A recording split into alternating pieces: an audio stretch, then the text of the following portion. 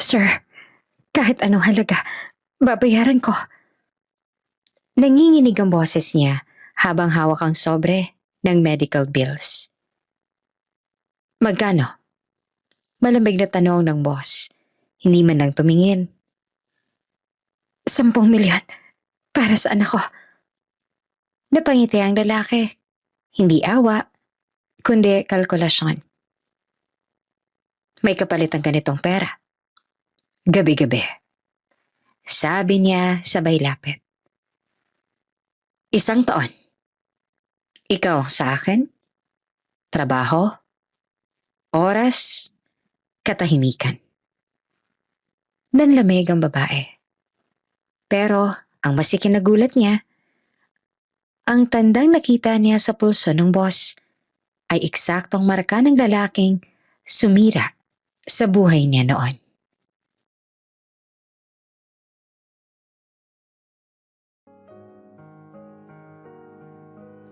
Tahimik ang intensive care unit, isang uri ng katahimikang mas mabigat pa sa ingay.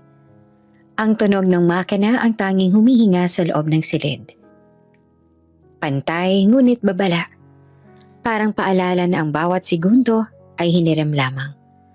Nakaupo si Leora Sandoval, 28 taong gulang sa gilid ng kama. Maputla ang ilaw, mas maputla ang mukha niya. Hawak niya ang malamig na kamay ng anak. Maliit, payat, puno ng karayom at tubo. Si Noah ay 6 na taong gulang. Nakahiga ng tahimik, may oxygen mask na halos mas malaki pa sa mukha niya. Sa bawat pag-angat ng dibdib nito, kumakapit ang dibdib ni Leora. Anak, pabulong niyang tawag. Parang takot siyang magising ang mundo kung lalakasan pa niya ang boses. Andito lang si Mama. Hindi gumalaw si Noah, pero bahagyang kumurap ang mga mata.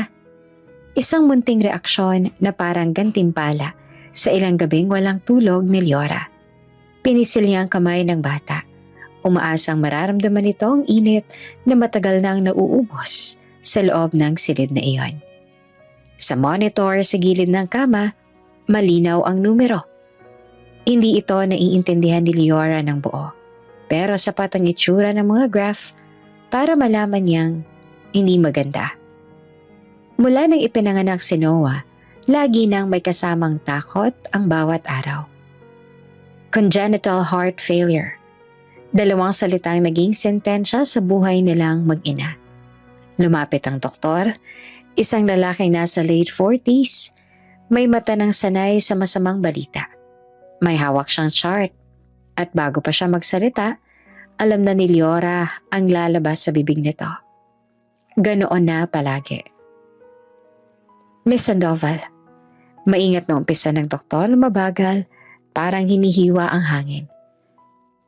Ginawa na natin lahat ng kaya ng maintenance medications. Napapikit si Leora. Hindi niya kailangang marinig ang kasunod para maramdaman ang bigat. Hindi na sapat ang gamot. Pagpapatuloy pa ng doktor. Kailangan na nating simulan ang proseso para sa transplant. Parang may bumagsak na pader sa loob ng dibdib ni Leora. Transplant. Ibig sabihin, oras, dugo, paghihintay at pera. Maraming pera. Doc, nanginginig ang boses niya. May pag-asa pa po ba? Tumango ang doktor. Pero hindi iyon ang klaseng tango na nagbibigay ng kapanatagan. May pag-asa, pero kailangan nating kumilos agad. Bawat araw na lumilipas, lumalaki ang risk. Tahimik ang silid. Sa labas may dumaan na nurse. May umiyak na kamag-anak sa kabilang kwarto. Pero para kay Leora, parang sila lang ng anak niya ang natira sa mundo. Magkano po? Tanong niya ng diretso at walang paligoy-ligoy. Natutunan niya nang huwag magpaikot-ikot kapag buhay na ang nakataya. Nagpalitan ng tingin ng doktor at nurse. 1 segundo lang, pero sapat para durugin ang huling peraso ng pag-asa sa dibdib ni Leora. Sa initial phase pa lang, sabi ng doktor, aabot na tayo sa hindi bababa sa 12 milyon. Hindi nakasagot si Leora. Tumawa sana siya, pero walang lumabas. 12 milyon. Isang halagang parang ibang planeta. Sa kanya, ang milyon ay numero lang sa balita, hindi sa totoong buhay. Lumabas ang doktor, iniwan siya nakaupo sa gilid ng kama. Unti-unting bumabagsak ang balikat ni Leora. Napatong ang noon niya sa kama, malapit sa kamay ng anak. Sorry, pabulong niyang sabi. Sorry anak, kasalanan ko to. Single mother, 2 salitang naging identidad niya mula nang ipinanganak si Noah. Walang ama ang bata, hindi dahil ayaw niya, kundi dahil wala na siyang mahanap na babalikan. Isang gabi, isang pagkakamali, isang alaala na pilit niyang binura para mabuhay. Mula noon, siya na lang mag-isa. Naubos ang ipon sa check-ups, gamot, ospital. Naibenta ang alahas ng ina, ang lumang sasakyan pati ang huling alaala ng normal na buhay. Nalubog siya sa utang, kaibigan, lending, bangko, lahat. At ngayon, wala na siyang matakbuhan. Tumunog ang cellphone niya. Napatingin siya at parang takot sa balita. Isang missed call mula sa bangko. Sinilent niya na parang ang pagpatay sa tunog ay makakapatay rin sa problema. Hinaplos niya ang buhok ni Noah. Magiging okay ka, sabi niya. Kahit hindi niya na alam kung kanino niya sinasabi. Sa anak ba niya o sa sarili niya? Maya-maya tumunog ulit ang cellphone. Isang tawag. Unknown number. Nag-alinlangan siya. Baka isa na namang kolektor. Baka ospital. Sa huli, sinagot niya. Hello? Mahinang sabi niya. Sandaling katahimikan sa kabilang linya. Bago nagsalita ang isang pamilyar, ngunit matagal nang nawalang boses. Leora, parang huminto ang oras. Bumalik ang mga alaala. Opisina, late nights, papeles, utos. Isang mundo na iniwan niya para maging ina. Bumalik ka rito, sabi ng lalaki sa kabilang linya na malamig ngunit diretso. May trabaho akong iaalok. Nanlaki ang mga mata ni Leora. Humigpit ang hawak niya sa cellphone. Don Vicente. Pulong niya na halos hindi marinig. Hindi na siya tinanong kung kamusta. Hindi na rin pinaliwanag kung bakit ngayon. Isang utos lang, gaya ng dati. Napatingin si Leora kay Noah, sa mga tubo, sa mga makina, sa buhay na nakabitin sa bawat segundo. Sa unang pagkakataon, matapos ang mahabang panahon, may pinto na muling bumukas. Hindi niya alam kung patungo yon sa kaligtasan o kapahamakan. Pero para sa isang ina na ubos na ang pagpipilian, sapat na ang isang pagkakataon. At sa gabing iyon, sa pagitan ng beep ng makina at ng tawag ng isang lalaking mula sa nakaraan, nagsimulang gumalaw ang lihim na magbabago sa buhay nilang mag-ina. Magpakailanman. Maagang-maaga pa lang, nasa labas na ng gusali si Leora. Nakatingala siya sa salaming harapan ng opisina na minsang naging pangalawang tahanan niya. Malinis, tahimik at puno ng alaala. Dito siya unang natutong maging profesional. Dito rin siya huling umalis dala ang liham na pagbubuntis at takot sa hinaharap. Huminga siya ng malalim bago pumasok. Miss Sandoval? Bati ng guard, bahagyang nagulat. Matagal na po kayo hindi nakikita ah. Ngumiti si Leora, pilit. May appointment po ako kay Don Vicente. Hindi na siya pinaghintay.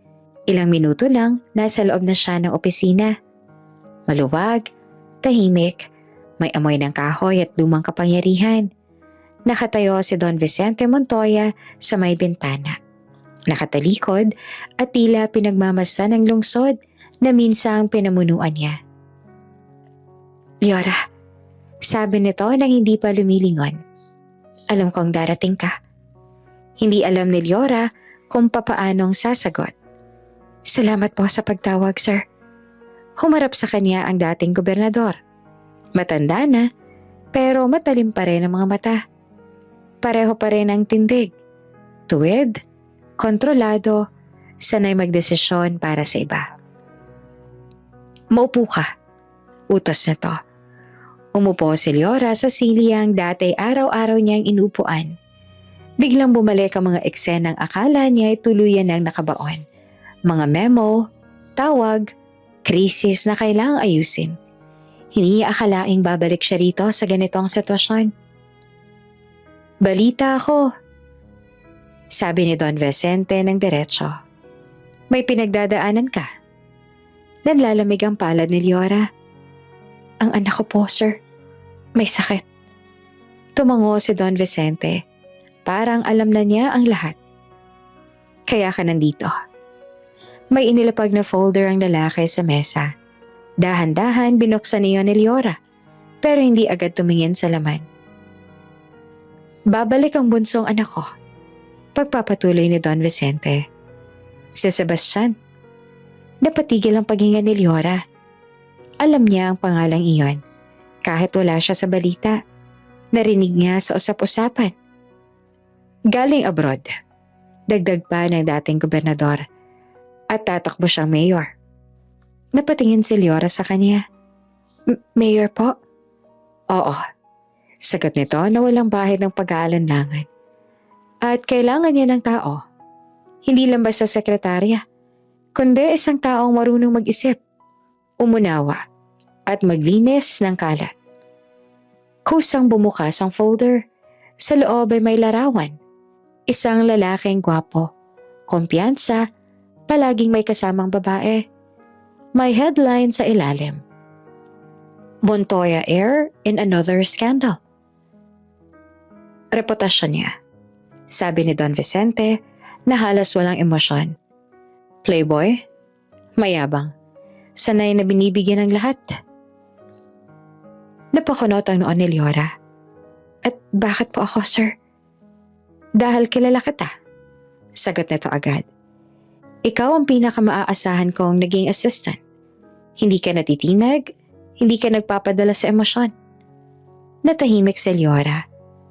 Kung alam lang ng lalaking ito ang totoo, na halos gabi-gabi umiiyak siya sa ospital.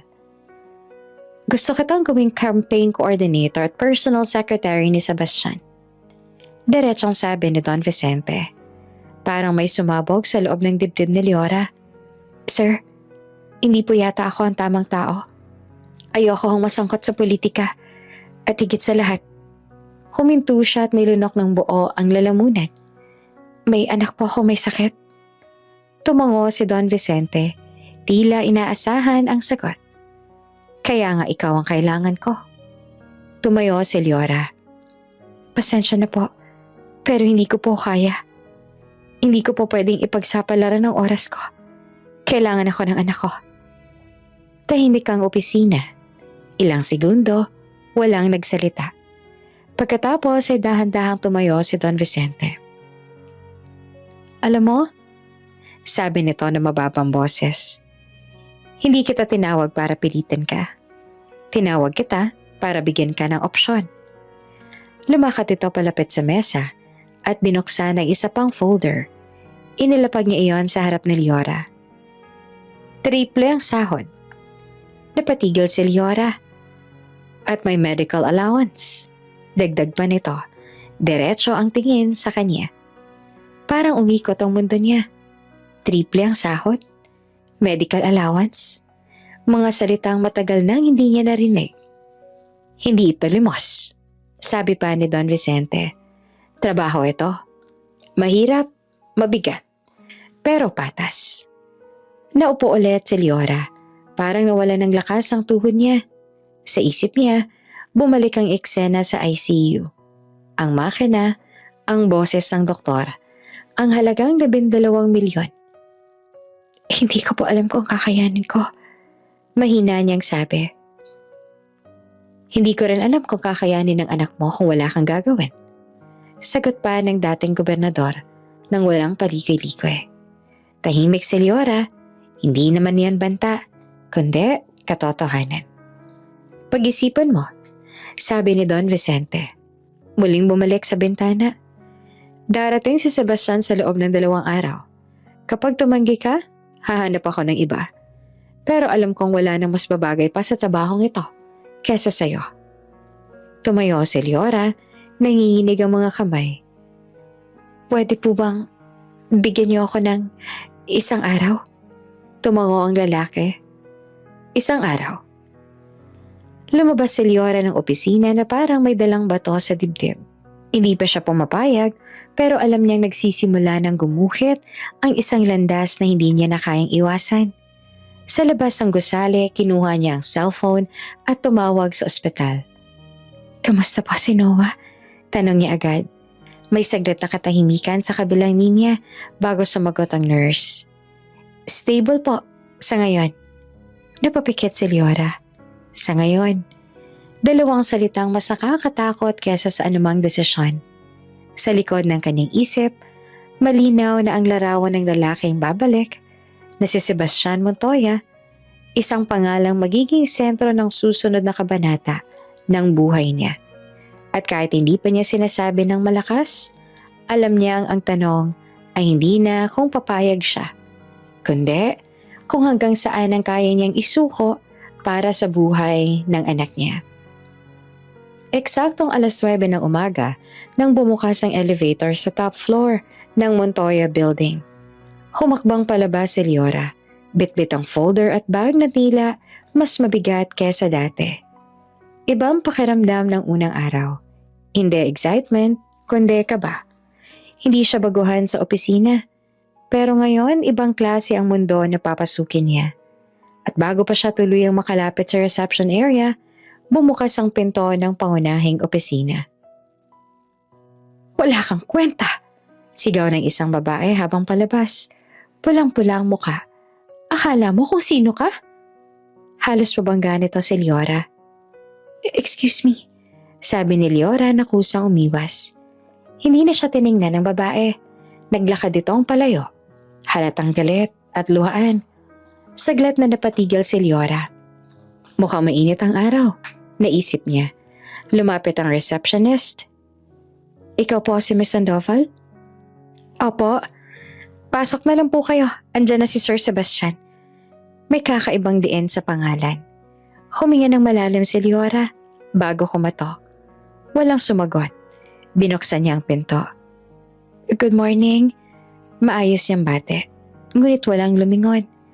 Sa loob ng opisina nakatayo ang isang lalaki sa may bintana. Nakasandal, hawak ang cellphone. Matangkad, broad ang balikat. Suot ang mamahaling suit na parang sinadya para ipaalala kung sino ang may kapangyarihan. Tumawa ito sa kausap sa telepono. Mababang tawa, kampante. Yeah, later tonight. Sabi nito. Same place. Pinatay nito ang tawag at saka dahan-dahang humarap kay Leora. Mula ulo hanggang paa. Sinipat siya. Walang ngiti. Walang galang. Ano? Tanong nito na malamig. May iniwan bang gamit dito ang babae kanina? Napakunot ang noon ni Leora. Excuse me? Sekretary ka ba? Tanong ni Sebastian na tinatamad ang tono. Kung hindi, maling floor yata to. Diretsong tumayo si Leora. Ako si Leora Sandoval. Simula ngayon. Putol ni Sebastian. Sabay upo sa swivel chair. Ikaw pala yung pinalit. Pinalit saan? Kalmado niyang tanong. Sa mga hindi nagtatagal dito. Sagot niya na may bahid ng pang-iinsulto. Usually tumatagal sila ng 2 weeks kung masipag. Huminga si Leora. Andito po ako para magtrabaho. Hindi para makipag-argumento. Napangiti si Sebastian, hindi dahil natutuwa, kundi dahil aliw. Ang tapang mo Office girl ka pa lang. Ganyan ka na magsalita? Napatitig si Leora sa kanya. Hindi po ako office girl. Executive assistant po ako. At kung may concern po kayo sa trabaho, pwede po nating pag-usapan ng maayos.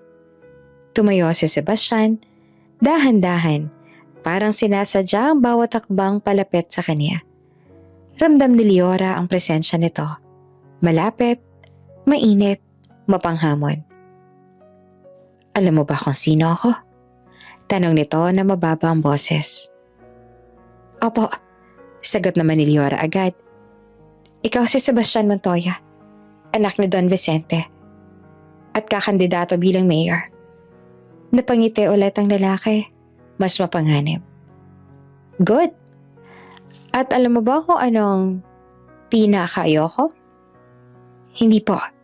Sagot niya na diretso ang tingin. Mga taong akala nila, kaya nila akong turuan. Tahimik ang silid, walang umatras. Hindi po kita tinuturuan. Sagot ni Leora. Ginagawa ko lang po ang trabaho ko. Isang segundo. 2. Biglang tumawa si Sebastian na maikli at walang saya. Tingnan natin kung hanggang kailan katatagal. Tumalikod siya at umupong muli sa mesa. Schedule ko. Inilapag ni Leora ang folder sa mesa. Andito po. May 3 meetings kayo today.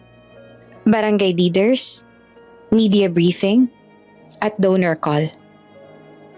Cancel the first 2. Sagot na Sebastian, hindi tumitingin. Hindi po pwede, sabi ni Leora agad. Confirm na po, at kailangan niyo pong humarap kung gusto niyong linisin ang issue kagabi. Napatingin sa Sebastian sa kanya, mata sa mata. Issue? Opo, sagot niya. May lumabas pong larawan. Saglit na nagbago ang ekspresyon ng lalaki. Hindi galit, kundi inis. Ang bilis mong umakto, sabi niya. Trabaho ko po yan. Sagot ni Leora. Tumayo ulit si Sebastian, mas malapit na ngayon. Makinig ka. Mababa ang boses. Hindi ako sanay na may nagsasabi sa akin ng dapat kong gawin. Hindi rin umatras si Leora. At hindi rin po ako sanay na minamaliit. Isang kakaibang katahimikan ang bumalot sa kanila. May tensyon, hindi romantiko, kundi parang 2 apoy na ayaw magpatalo. Sa isang iglap, pareho silang aware sa distansya ng katawan nila, sa init ng hangin, sa tibok ng kani-kanilang dibdib. Biglang bumukas ang pinto. Sebastian, bumaling silang pareho. Pumasok si Don Vicente. Diretso ang lakad at may dalang otoridad na hindi na kailangan ng sigaw. Tumingin ito kay Leora at saka sa anak. Anong ginagawa ninyo? Tanong nito. Kinakausap ko lang ang sekretary mo. Sagot na Sebastian na malamig. Ngumiti si Don Vicente ng isang ngiting may babala. Hindi lang siya sekretary. Lumapit ito kay Leora. Si Leora, ang kanan ko. Sabi niya na malinaw ang bawat salita. Pagkatapos ay humarap sa anak. At simula ngayon, kanan mo rin. Naniga si Sebastian. At sa mata ni Leora, malinaw na nagsimula pa lang ang digmaang hindi niya kailanman inaasahang labanan. Hindi pa man tuluyang nagsisimula ang araw, ramdam na ni Leora ang bigat sa loob ng opisina. Tahimik ang hallway, pero ang katahimikan ay may tensyon. Parang may paparating na bagyo. Naroon si Sebastian sa conference room. Nakatayo, hawak ang cellphone. Naglalakad pa ikot na parang leon sa hawla. Sa kabilang dulo ng mesa, nakaupo si Don Vicente. Kalmado, nangingibabaw pa rin ang presensya, kahit walang itinaas na boses. Hindi ka pwedeng lumabas gabi-gabi. Mariing sabi ng ama. Wala ng babae, wala ng inuman, wala ng iskandalo. Napahinto si Sebastian. Ano? Singhal niya. Akala ko ba tatakbo akong mayor? Hindi monghe. Tumikim si Leora sa gilid. Hawak ang notebook. Hindi siya kasali sa usapan pero alam niyang bawat salitang lalabas dito ay magiging trabaho niya rin. Mayor ka kung mananalo, sagot ni Don Vicente. At kung gusto mong manalo, susunod ka. Dahil sa kanya? Sabay turo ni Sebastian kay Leora. Dahil sa babaeng yan? Tumingin si Don Vicente kay Leora at saka bumalik sa anak. Huwag mo siyang idamay. Utos ko ito. Tumawa si Sebastian, walang saya. Hindi ko kailangan ng yaya. Hindi yaya ang kailangan mo. Sagot naman ng ama. Disiplina. Tahimik si Leora pero ramdam niya ang titig na Sebastian. Mainit, puno ng galit. Para siyang naging simbolo ng mga limitasyong biglang ipinatong sa lalaki. Simula ngayon, pagpapatuloy pa ni Don Vicente. Lahat ng schedule, lahat ng galaw mo, dadaan kay Leora. Tumayo si Sebastian, mariing tinulak ang upuan. Hindi mangyayari yan. Sebastian, babala ng ama. Hindi ako bata, sagot ng anak na matigas ang panga. At lalo hindi ako magpapakontrol sa... Tumigil siya, tumingin kay Leora. Sa kanya. Tumayo rin sa Leora. Hindi siya sanay sa tahimik lang kapag inaapakan ng dignidad niya. Sir, mahinahon ngunit matatag ang sinabi. Linawin ko lang po. Hindi po ako andito para paligayahin ka. Andito po ako para gawin ang trabaho ko. Napatingin sa kanya si Sebastian, parang hindi makapaniwala. Talaga? Opo. Sagot niya at diretso ang tingin. At kung ayaw mo sa presensya ko, pwede mo yung sabihin sa iyong ama. Pero habang andito ako, gagawin ko ang dapat gawin. Sandaling katahimikan. Magaling, sabi ni Sebastian. Dahan-dahan may bahid ng pagbabanta. Tingnan natin kung hanggang kailan ka tatayo dyan. Tumalikod siya at naglakad palabas ng conference room. Hindi na lumingon. Naiwan si Leora at Don Vicente. Pasensya na, sabi ni Leora at bahagyang yumuko. Hindi ko po intensyon. Hindi mo kasalanan. Putol ni Don Vicente. Ganyan talaga siya. Sanay na walang tumatanggi. Napabuntong hininga si Leora. Hindi po ako aalis sa trabaho ko dahil lang sa galit niya. Gumite ang dating gobernador. Bahagya. Alam ko, kaya ikaw ang pinili ko. Lumabas si Leora ng conference room na may halong kaba at determinasyon. Hindi niya alam kung hanggang saan ang kakayanin niya. Pero malinaw sa kanya ang dahilan kung bakit siya naroon. Sa kabilang banda, nagsasarado si Sebastian ng pinto ng opisina niya ng malakas. Hinila niya ang tie niya na parang sinasakal. Sino ba siya para diktahan ako? Bulong niya sa sarili. Lumapit ang isang staff. Sir, may meeting po kayo? Cancel everything. Singal pa ni Sebastian. At huwag niyong papapasukan ng babaeng niya dito. Tahimik ang staff. Sir, utos po ni Don Vicente. Labas! Sigaw ni Sebastian. Pagkaalis ng staff, napaupo siya sa sofa. Hawak ang ulo, galit. Hindi dahil sa kumpanya, kundi dahil sa isang babaeng hindi natitinag sa kanya. Isang babaeng hindi bumibigay. Paaalisin kita. Pangako niya sa sarili. Gagawin kitang sumuko. Samantala, abala naman si Leora sa desk niya. Inaayos ang schedule na ilang ulit ng binura ni Sebastian. Tumunog ang cellphone niya.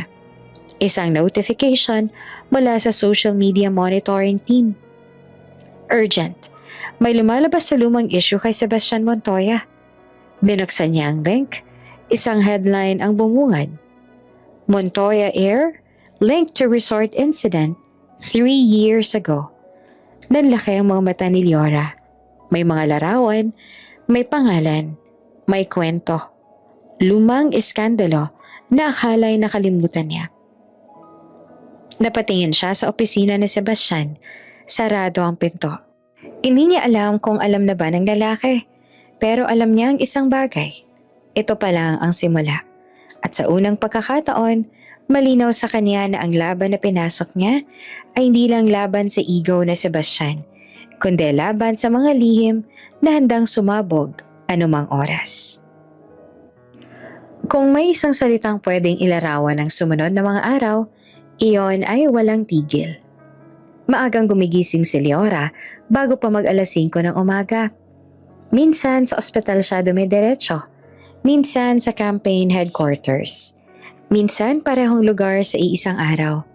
Sanay na siyang magbilang ng oras sa pagitan ng trabaho at paghingi ng balita tungkol kay Noah. Barangay hall sa umaga, forum sa tanghali, donor meeting sa hapon, radio interview sa gabi. Hindi na mabilang ni Leora kung ilang beses niyang inayos ang schedule na Sebastian matapos itong bigla ang gustong mag-cancel o malate. Hindi rin mabilang kung ilang tawag ang ginawa niya para linisin ang iskandalong unti-unting kumakalat online. Sir, kailangan po natin maglabas ng statement. Sabi niya habang nasa likod ng van, papunta sa susunod na barangay. Ayoko. Sagot na Sebastian, nakasandal at nakatingin sa labas. Mas lalong lalaki yan. Mas lalaki po kung mananahimik tayo. Sagot niya ng diretso. Prepared na po ang press release. Isang linya lang ang sasagutin niyo mamaya. Napatingin si Sebastian sa kanya. Inis sa tono. Pero wala siyang masabi. Tumango siya. Pilit. Fine. Sa unang pagkakataon, sumunod siya ng walang reklamo. Sa mga barangay visit, tahimik lang si Leora sa gilid. Hawak ang clipboard, naka-earpiece, mabilis mag-isip. Kapag may nagreklamo, agad niyang kinakausap ang staff. Kapag may nagtanong, may sagot agad siyang nakaabang para kay Sebastian. Ang dinis niyo pong kumilos. Bulong ng isang volunteer sa kanya. Hindi po kayo nagpapanik. Ngumiti si Leora, pero sa loob niya, pagod na siya.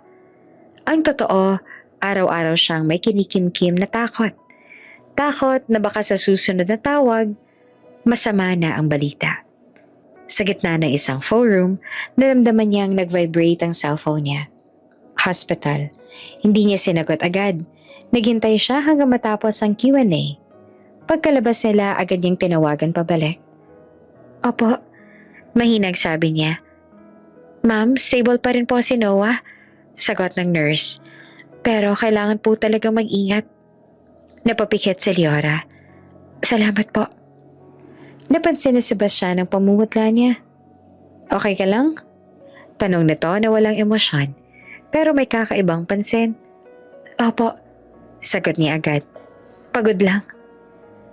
Hindi na nagtanong si Sebastian, pero simula noon, mas napapansin niya ang maliliit na bagay. Kung paanong nanginginig ang kamay ni Leora kapag may tumawag. Kung paano siyang palihim na umuupo kapag may pagkakataon. Kung paanong hindi ito halos kumakain. Sa isang debate prep session, halos mag-alas 11 na ng gabi. Pwede na, sabi ni Sebastian sa staff. Tapos na. Isa-isang lumabas ang mga tao. Naiwan naman si Leora. Nag-aayos pa rin ng papel. Hindi ka pa uuwi? Tanong ni Sebastian na nakaupo sa mesa. Hawak ang tubig. Maya-maya. Inaayos ko lang po yung bukas. Sagot niya. May bukas pa naman. Sagot niya na halos pabulong. Napatingin si Leora sa kanya saglit. Hindi naman po lahat pwedeng ipagpabukas. Tahimik silang dalawa. Sa kabila ng lahat, unti-unting umaayos ang kampanya. Humuhupa ang iskandalo. Tumataas ang approval rating. Sa bawat meeting, mas nagiging kampante ang donors. Magaling yung sekretary mo, sabi ng isang local leader kay Sebastian. Tahimik pero epektibo. Tumango si Sebastian, walang reaksyon. Pero sa loob niya, alam niya ang totoo. Ayaw lang niyang aminin. Isang hapon, habang nasa sasakyan sila, muling tumunog ang cellphone ni Leora. Sinagot niya agad. Opo, sabi niya at pilit na kalmado. Biglang nawala ng kulay ang mukha niya. Ha? Bulong niya. Ngayon po? Napatingin si Sebastian sa kanya. Ma'am, rinig niyang boses sa kabilang linya. Bumagsak po ang vitals ng anak ninyo. Parang huminto ang mundo. Napatayo si Leora. Halos mabitawan ang cellphone. Ano pong ibig sabihin yan? Critical po siya. Kailangan po kayong andito. Hindi na siya nakasagot. Napaupo siya sa upuan, nanginginig. Leora, tawag ni Sebastian na seryoso ang tono. Ano nangyari? Napatingin siya sa lalaki. Luha ang mata, walang maskara. Ang anak ko.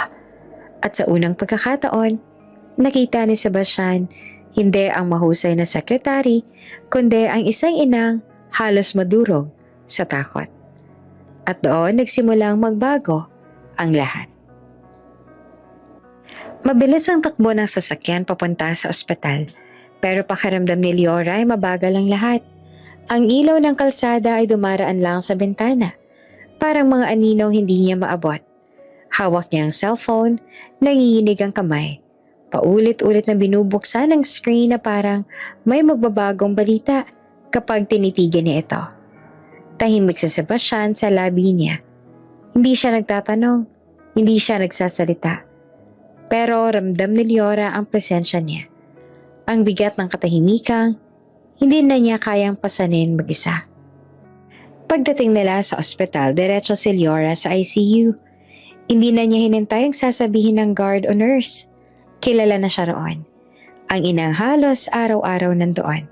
Ang babaeng may mata ng pagod at pag-asa na unti-unting nauupos. Ma'am Leora, salubong ng nurse. Maingat ang boses. Nandyan po ang doktor sa loob. Pumasok siya. Nakaupo si Noah sa kama. Mas maputla kaysa kahapon. May bagong tubo. May dagdag na makina. Parang dumami ang pagitan ng buhay at kamatayan sa bawat oras. Lumapit ang doktor. Miss Sandoval, sabi nito na diretso. Bumagsak ang vitals kanina, pero na-stabilize namin.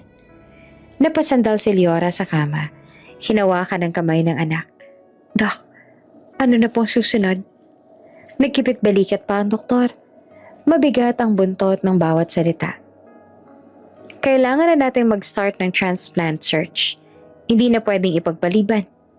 Tumango si Leora. Gagawin po namin. Ano po bang kailangan? Huminga ang doktor. Kailangan ko po ng pondo para sa proseso. Tests, registry, matching. Aabot po sa 12 milyon. Tahimik ang silid. Kahit ang makina ay parang humina ang tunog. 12? Pabulong ni Leora. Parang sinusukat kung gaanong kabigat ang numero kapag ibinigkas. Kailan po? Sa lalong madaling panahon. Sagot ng doktor. Bawat araw na lumilipas, tumataas ang risk. Lumabas ang doktor. Iniwan siya nakaupo sa gilid ng kama. Pinisil niya ang kamay ni Noah, pero parang wala na siyang lakas na maipasa. Lumabas si Leora sa ICU na parang may hinahabol na hangin. Dumiretso siya sa stairwells. Isang lugar na alam niyang walang makakakita.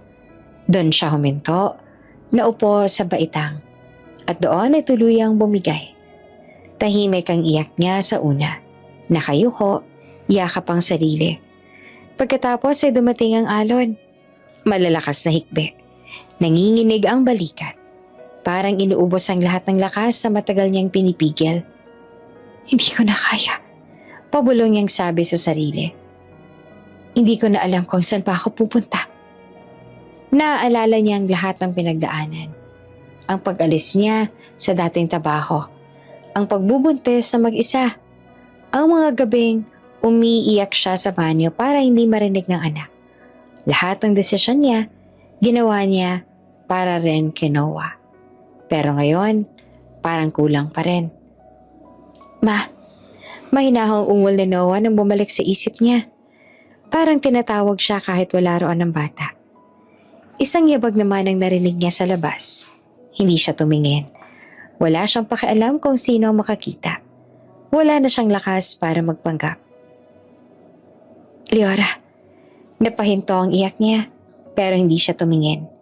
Kilala niya ang boses. Tahimik na bumaba si Sebastian ng ilang hakbang. Huminto sa may distansya. Hindi siya lumapit agad. Parang ayaw niyang sirain ang sandaling iyon. I'm sorry.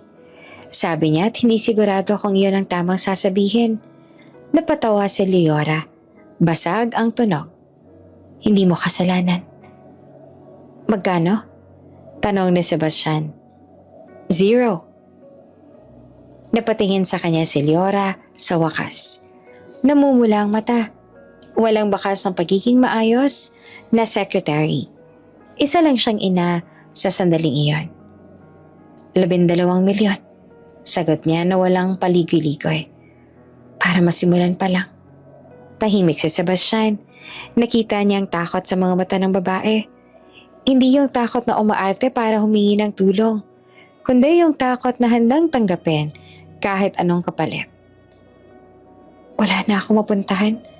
Dagdag ni Leora. Mahina ang boses. Wala na ako mahiraman.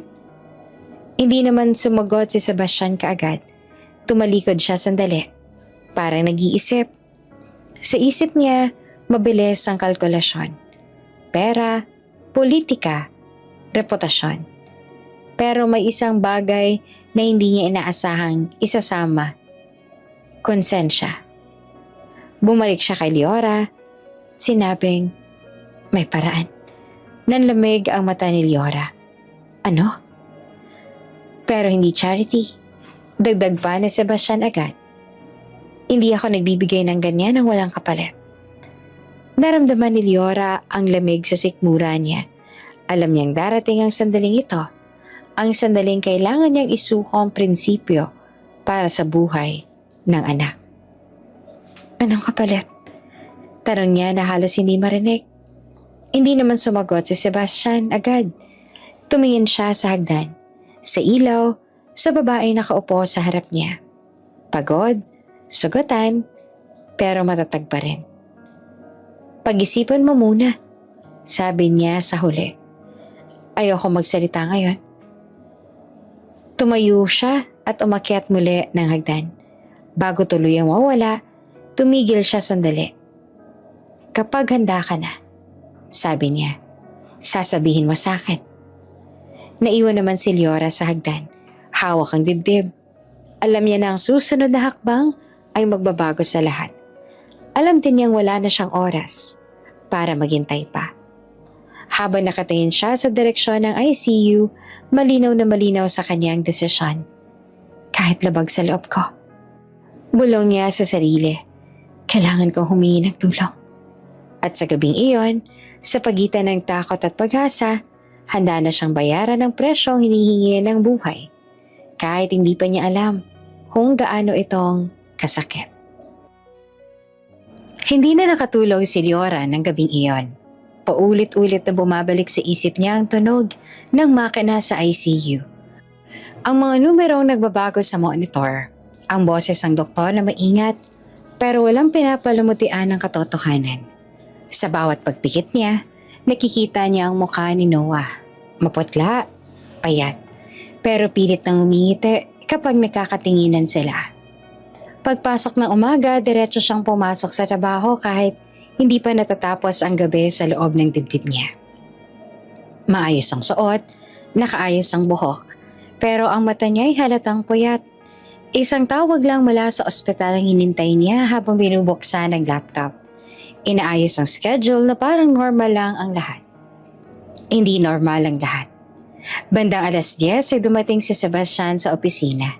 Tahimik, seryoso, hindi unusual na mayabang na lakad. Dumiretso siya sa loob, isinara ang pinto, at agad na umupo sa mesa. Leora? Tawag niya na walang emosyon. Pasok ka. Huminga ng malalim si Leora bago kumatok. Pagpasok niya, diretso siyang tumayo sa harap ng mesa. Wala nang alinlangan sa mukha niya. Pagod na siya sa pag-iwas. Kailangan ko po kayong kausapin. Sabi niya. Tumango si Sebastian. Alam ko. Tahimik ang silid. Tanging orasan ang maririnig. Umupo si Leora sa silya sa tapat niya. Hindi bilang secretary, kundi bilang isang inang ubos na ang pagpipilian. Diretso na po ako. Sabi niya. Kailangan ko po ng tulong. Hindi naman nagumalaw si Sebastian. Magkano? Hindi na nagpaligoy-ligoy pa si Leora. 12 milyon. Saglit na natahimik ang lalaki. Bahagya siyang napailing. Parang sinukat ang bigat ng numero. Ganyan kalaki? Opo. Sagot ni Leora na diretso ang tingin. Para masimula ng transplant process ng anak ko. Sumandal si Sebastian sa upuan. Pinag-cruise ang kamay. Alam mo bang hinihingi mo ay hindi simpleng utang? Opo. Sagot niya agad. Alam ko rin po na hindi charity ang binibigay ninyo. Napatingin si Sebastian sa kanya. May bahid ng interes. Hindi ka umaarte, sabi niya. Mababa ang boses. Hindi ka umiiyak para maawa ako. Dahil hindi ho awa ang hinihingi ko. Sagot ni Leora. Utang po ito. Babayaran ko. Tumawa si Sebastian. Maikli. Paano? Hindi naman sumagot si Leora agad. Inilapag niya ang envelope sa mesa. Medical bills, estimates, documents. Hindi ko po alam kung papaano. Pero babayaran ko. Kahit anong paraan. May ilang segundong katahimikan. Binuklat ni Sebastian ang mga papel. Mabilis ang mata. Sanay sa numero. Alam niyang kaya niya ang halaga. Ang tanong ay kung gusto niya. Makinig ka. Sabi niya sa huli. May mga bangko. May foundations. Bakit ako? Dahil wala na po akong oras. Sagot ni Leora na hindi na nagkunwari ng lakas. At dahil kayo lang po ang may kakayahang tumulong ngayon. Tahimik sa Sebastian. Tumayo siya at lumakad palapit sa bintana. Sa labas, abala ang lungsod. Mga taong hindi alam na may batang nakikipaglaban para sa bawat tibok ng puso. Hindi ako nagbibigay ng ganyang pera nang walang kapalit. Sabi niya at hindi lumilingon. Alam naman ni Leora yon, pero iba pa rin ang marinig ito ng malinaw. Anong kapalit? Tanong niya na mahina ngunit matatag. Tumalikod si Sebastian at tumingin sa kanya. Hindi siya nakangiti, hindi rin galit. Para siyang negosyanteng nasa gitna ng mahalagang desisyon. Hindi kita hihinga ng katawan, sabi niya. Diretso, parang sinasadyang burahin ang maling inaasahan. Pero hindi rin ito simpleng kontrata. Napahinga si Leora, bahagya, pero hindi pa tapos. May presyo ang ganitong halaga, dagdag ni Sebastian. At hindi lang pera ang binabayaran. Napatigil si Leora.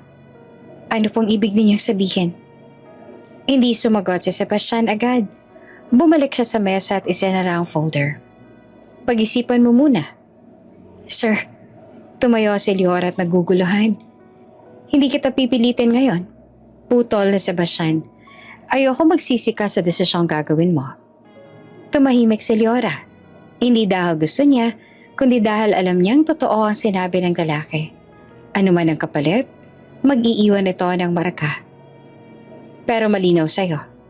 Dagdag ni Sebastian, mas mababa ang boses.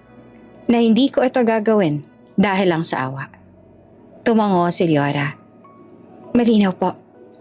Tumayo siya, bahagyang yumuko. Salamat po sa pakikinig. Paglabas niya ng opisina, ramdam niya ang bigat sa dibdib.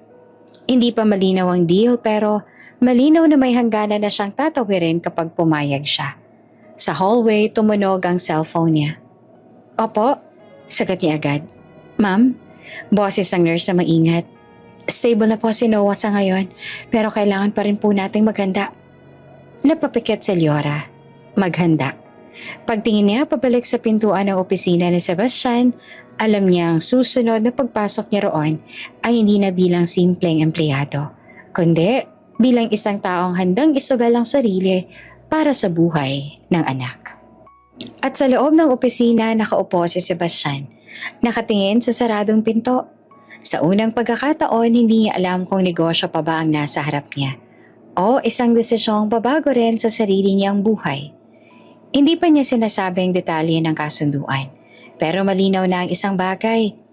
May deal na paparating. Tahimik ang opisina ni Sebastian nang pumasok si Leora kinabukasan. Hindi ito ang karaniwang katahimikan ng maagang umaga.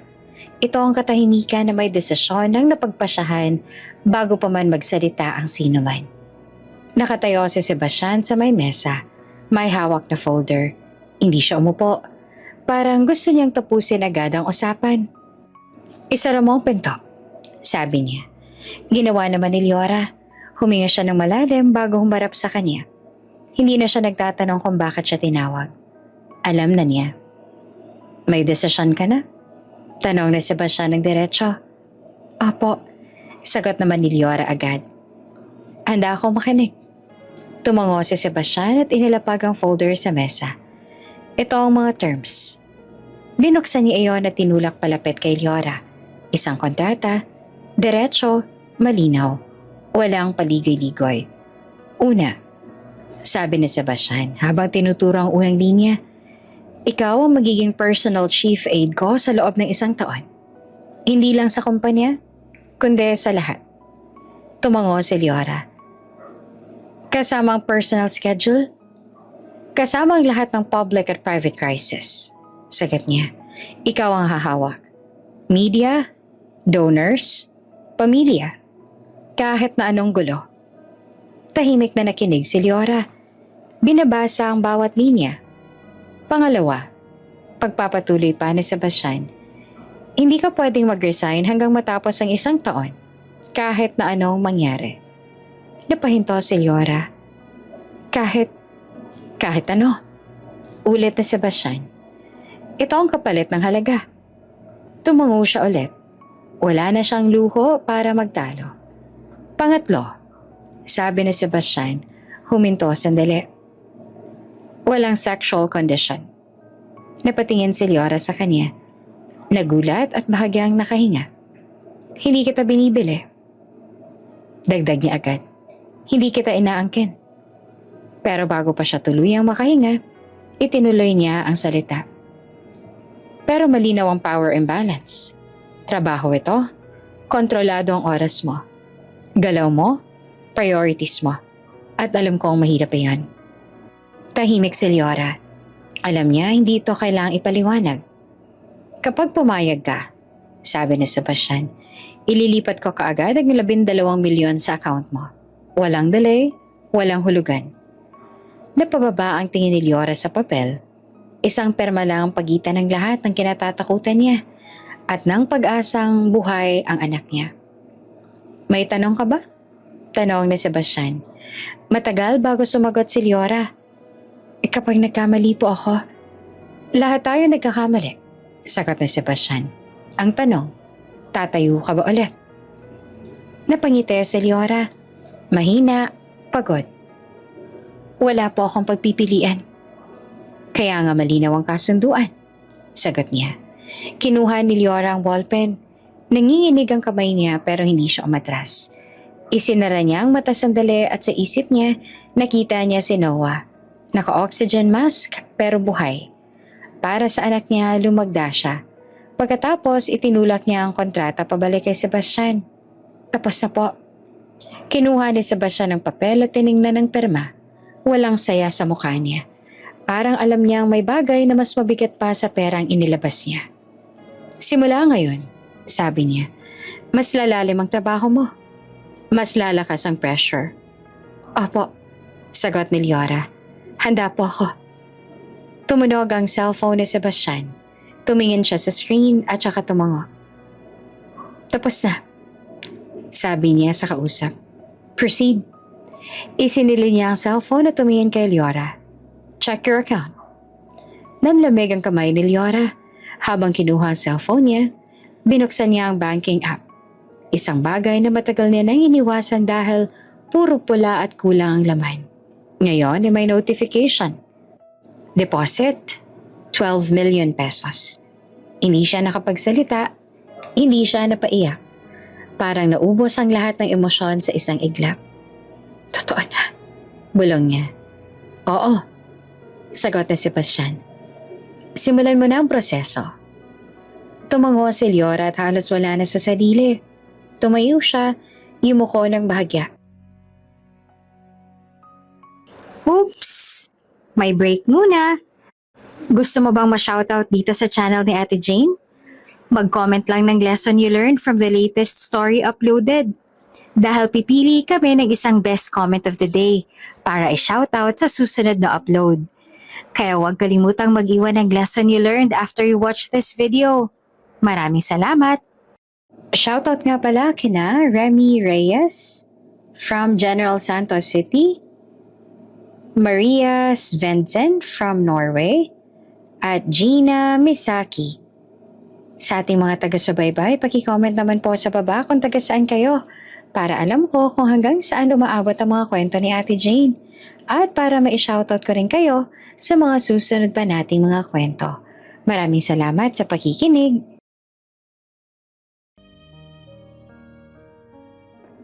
Salamat po. Hindi mo ako kailangang pasalamatan. Sagot ni Sebastian. Trabaho mo yan. Paglabas niya ng opisina, halos tumakbo si Leora palabas ng building. Tinawagan niya agad ang ospital. Opo, sabi niya sa nanginginig na boses. May pondo na po, pwede na po nating simulan. Sa kabilang linya, narinig niya ang paghinga ng nurse. Tila may ginhawa. Opo ma'am, aasikasuhin na po namin. Napasandal si Leora sa pader. Doon na lang siya napaiyak. Hindi dahil sa takot, kundi dahil sa kauna-unahang pagkakataon, matatapos na ang mahabang panahon, may pag-asa. Pero sa likod ng luha, malinaw sa kanyang isang bagay. May kapalit ang himalang iyon. At habang nakatingin siya sa cellphone na may numerong hindi niya kailanman inakalang makikita, alam niyang ang kasunduang pinasok niya ay hindi lang magbabago sa trabaho niya, kundi sa buong buhay niya. Hindi planado ang pagpunta ni Sebastian sa ospital. Kung tutuusin, hindi rin ito bahagi ng kontrata. Wala sa listahan ng mga obligasyon ang bumisita sa ICU. Pero nang makita niya si Leora na halos hindi na makatingin sa screen ng cellphone sa kakatawag sa transplant coordinator, may kung anong humila sa kanya para sumunod. Andito ka pa ba? Tanong niya nang dumaan siya sa desk ni Leora bandang hapon. Opo. Sagot ni Leora na abala sa emails. May hinihintay lang po akong tawag. Tahimik si Sebastian sandali. Sabay na tayo. Napatingin naman si Leora at nagulat. Saan po? Sa ospital? Sagot niya na parang normal lang sinabi. May oras pa tayo bago ang dinner meeting. Nag-alinlangan si Leora. Sir, hindi niyo po kailangan. Hindi ko kailangan. Putol na Sebastian. Gusto ko. Hindi na nakipagtalo si Leora. Pagdating nila sa parking, parehong tahimik. Iba ang pakiramdam ng biyahe. Wala nang usual na tensyon. Wala nang bangayan. May hangganan na tila sabay nilang tinatahak. Pagpasok nila sa ospital, agad namang naramdaman ni Sebastian ang bigat ng lugar. Ang amoy ng disinfectant, ang tunog ng makina, ang mga matang pagod ang mga magulang na nag-aantay. Hindi ito ang mundong sanay siya. Dito po, sagot ni Leora, huminto sa tapat ng ICU. Nagsanitize ang kamay si Sebastian. Awkward sa kilos. Pwede ba akong pumasok? Opo, sagot ni Leora. Pero sandali lang po. Pagpasok nila ay naroon si Noah, nakahiga. Mas payat kaysa sa mga litrato sa mesa ni Leora. Naka-oxygen mask, nakapikit, pero bahagyang gumalaw ng maramdaman ng presensya. Anak, bulong ni Leora at lumapit agad. May bisita ka. Bahagyang dumilat si Noah. Nang makita niya si Sebastian, kumurap siya ng ilang beses. Parang sinisiguro kung totoo ang nakikita. Si Sir Mayor po. Mahinang tanong ng bata at pilit na ngumiti. Napatigil naman si Sebastian. Hindi niya inaasahan ang tawag. Parang may kumurot sa dibdib niya. Isang bagay na matagal niya nang hindi naramdaman. Hello? Sabi niya ng dahan-dahan. Lumapit sa kama. Pwede mo akong tawaging Sebastian? Ngumiti si Noah ng bahagya. Sabi ni Mama, tutulungan niyo po ako? Napatingin sa Sebastian kay Leora na mabilis namang umiwas ang tingin. Tutulungan ka namin. Sagot ni Sebastian, siguradong tono. Lahat ng kailangan mo. Tumango si Noah at parang sapat na iyon. Maya-maya ay muling pinikit ang mga mata. Pagod na. Lumabas sila sandali at sa hallway humarap si Sebastian sa doktor. Anong status? Tanong niya ng diretso. Nagulat ang doktor pero sumagot. Stable po siya sa ngayon. Nasa registry na po ang bata. Waiting game na po tayo. Gaano katagal? Tanong ni Sebastian. Hindi po natin masasabi. Sagot ng doktor. Pero malaki po ang tsansa kapag tuloy-tuloy ang suporta. Tumango si Sebastian. Sabihin niyo lang kung anong kailangan. Pag-alis ng doktor, tumingin si Liora kay Sebastian. Salamat po. Hindi naman sumagot si Sebastian agad. Hindi ako sanay sa ganito. Sabi niya sa huli. Pero hindi rin pala masama. Bumaba sila sa lobby. Dumaan sila sa isang maliit na shop ng laruan. Huminto si Sebastian. Anong gusto niya? Tanong niya. Nagulat naman si Liora. Sir, laruan. Ulit niya. Ano? Napangiti si Liora at pagod pero totoo. Mahilig po siya sa dinosaurs. Pumasok si Sebastian at lumabas sa may dalang maliit na bag. Isang berdeng dinosaur na may malambot na tela. Pagbalik nila sa ICU, iniwan niya iyon sa tabi ng kama. Para sa'yo, sabi niya kay Noah. Bahagyang ngumiti ang bata kahit tulog. Habang nakatingin si Liora sa eksena, may kung anong gumalaw sa loob niya. Hindi ito ang lalaking nakilala niya sa opisina. Hindi ang sarcastic. Mapanghamon, mayabang. May ibang bahagi si Sebastian na hindi niya inaasahan. Paglabas sila ng ICU, biglang napansin ni Liora ang braso ni Sebastian nang mag-ayos ito ng manggas. May tattoo. Isang simbolo, simple pero malinaw. Isang hugis na biglang bumalik sa alaala niya na parang kidlat. Nanlamig ang dugo niya. Hindi pwede. Bulong ng isip niya. Hindi siya yun. Pero malinaw ang marka. Eksakto. Parehong hugis, parehong lugar. Isang gabi, isang beach resort, isang lalaking may parehong tattoo. Napahinto si Liora sa paglalakad. Okay ka lang? Tanong ni Sebastian. Napansin ang pamumutla niya. Opo. Sagot niya agad at pilit na ngumiti. Napagod lang po. Pero sa loob niya nagkakagulo ang alaala. Ang gabing pilit niyang binura ay muling bumangon. Dala ang tanong na matagal niya nang iniiwasan. At sa sandaling iyon, habang naglalakad silang palabas ng ospital, alam na ni Liora na ang hangganang sinusubukan niyang itayo ay unti-unti nang nababasag.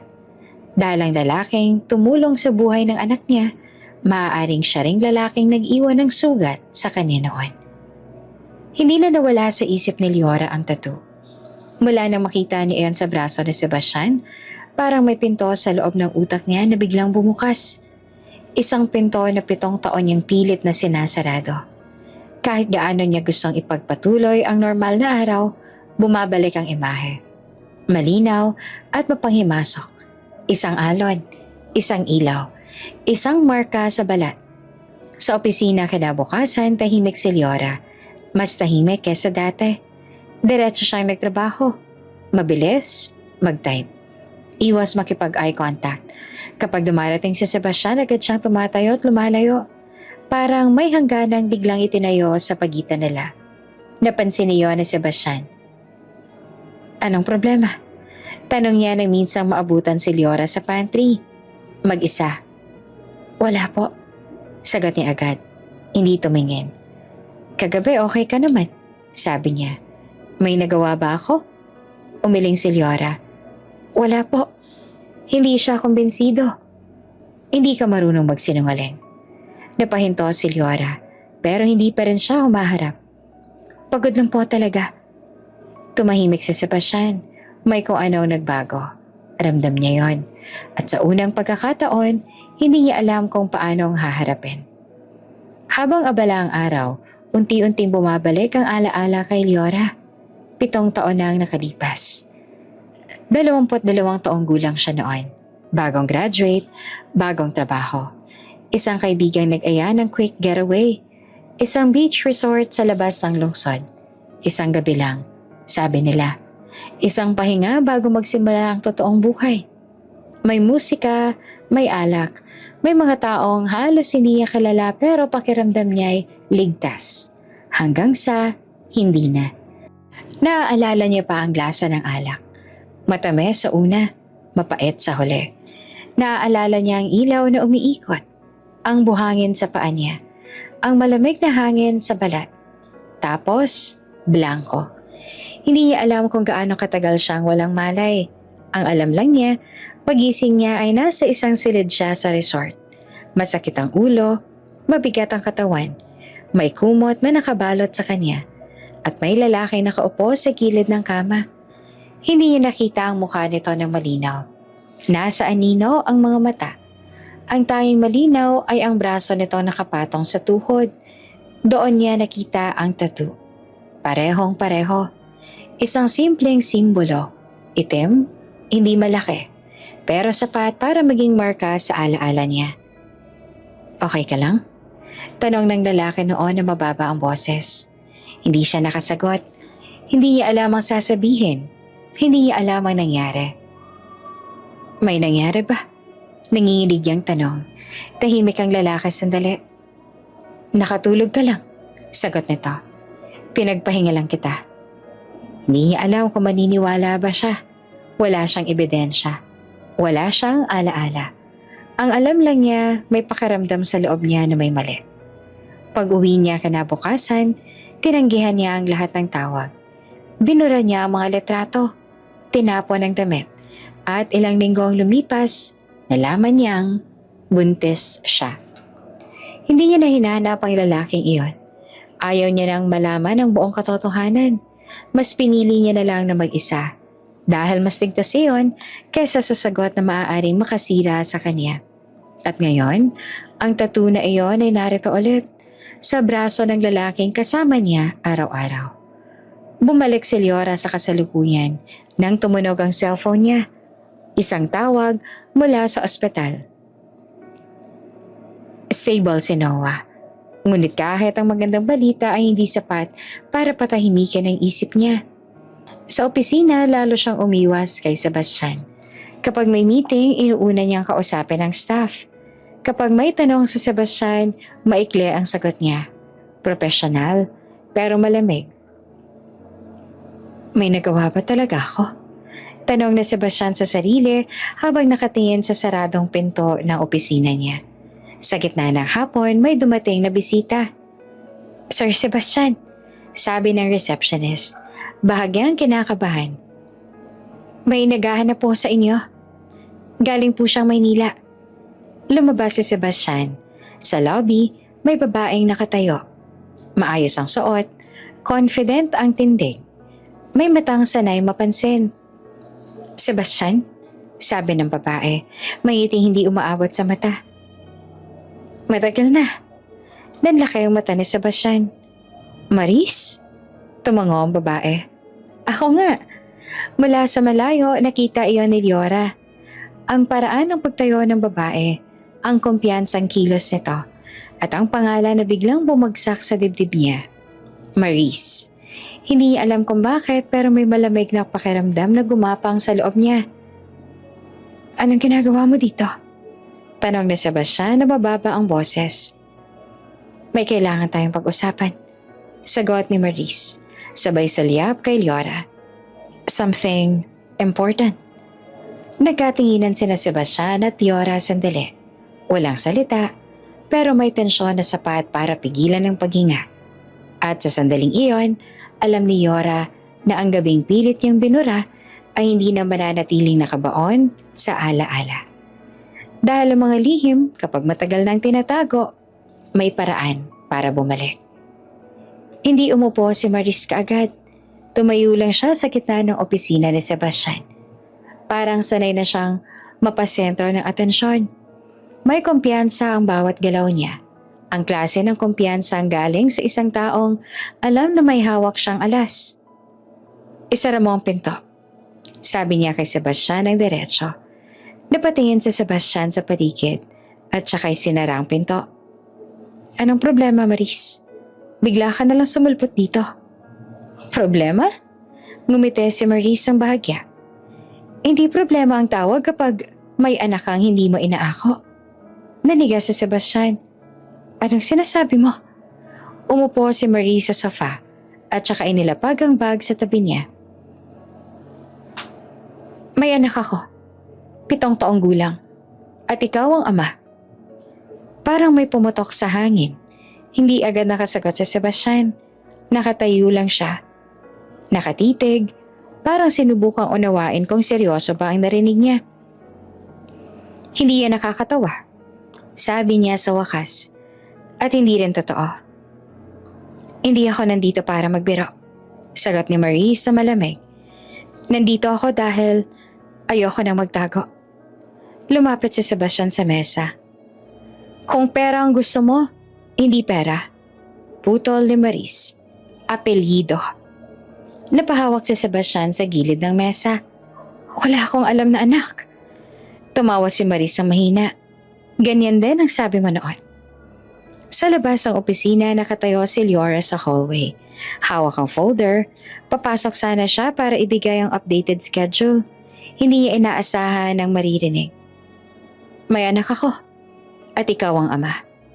Parang may kumapit sa paa niya. Hindi siya makagalaw. Hindi siya makahinga. Kung totoo ang sinasabi mo, narinig yung sabi ni Sebastian. Bakit ngayon ka lang lumitaw? Dahil ngayon ka tatakbo, sagot ni Maurice agad.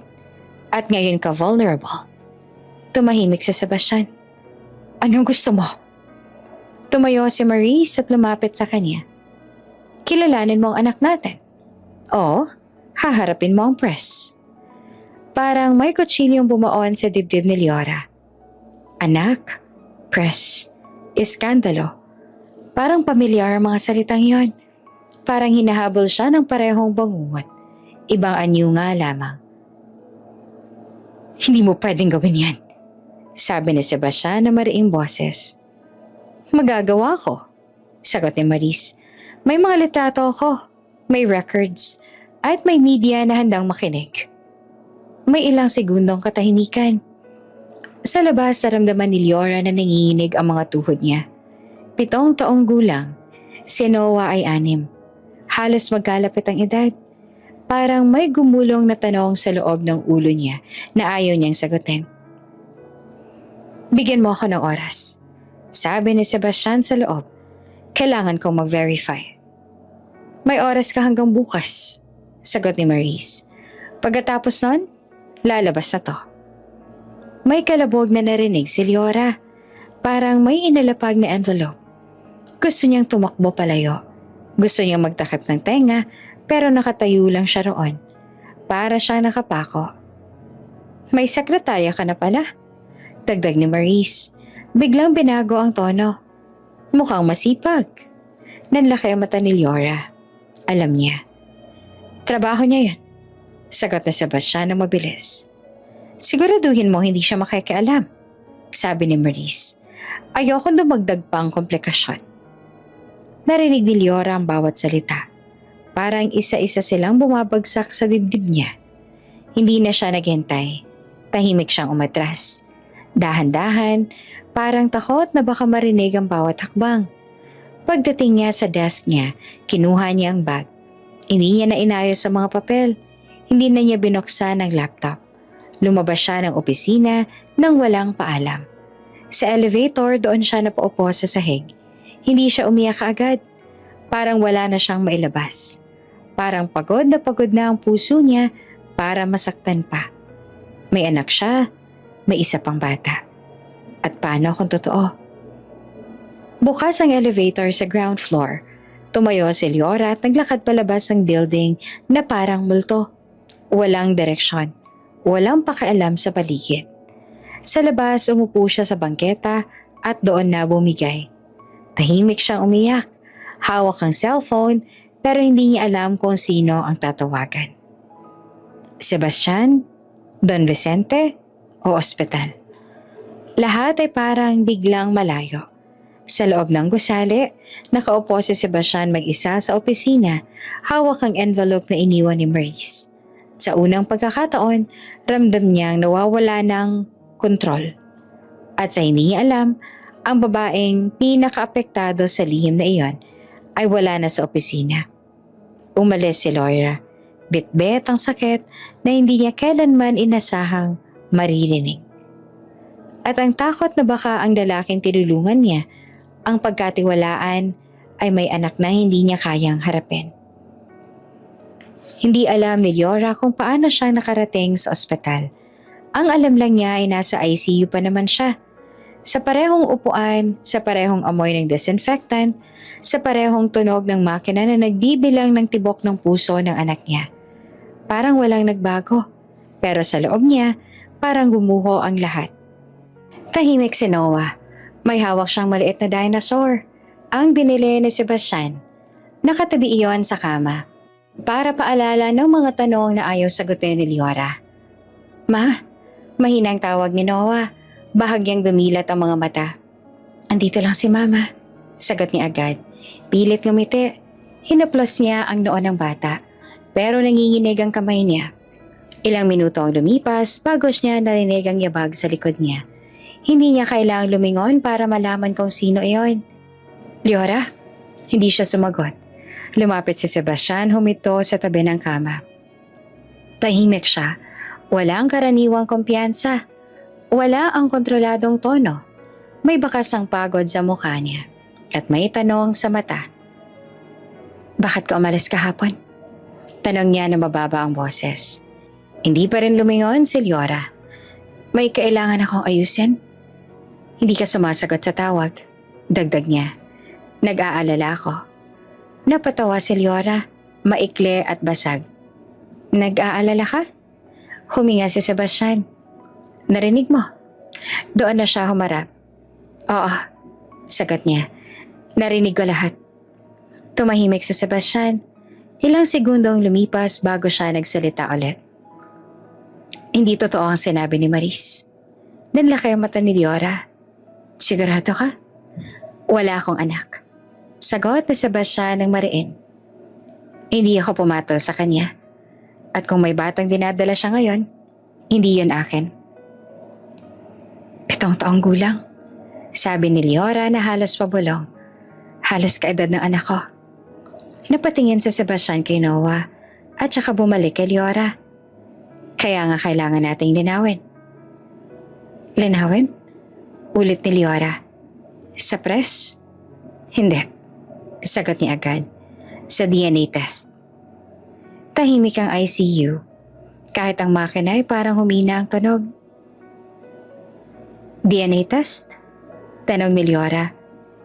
Oh, sagot ni Sebastian.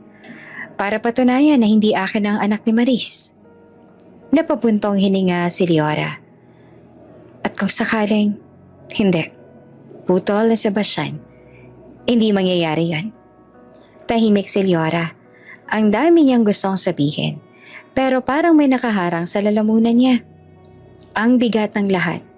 Ang tattoo, ang alaala, ang kontrata, ang perang iniligtas ang buhay ng anak niya. Hindi niya na kinaya. May anak din ako. Bigla niyang sabi. Napatingin si Sebastian sa kanya at nagulat. Alam ko. Hindi. Mabilis niyang sagot. Iba ang ibig kong sabihin. Huminto siya at huminga ng malalim. Parang kailangan niyang ubusin ng lakas bago ituloy. At baka ikaw ang ama.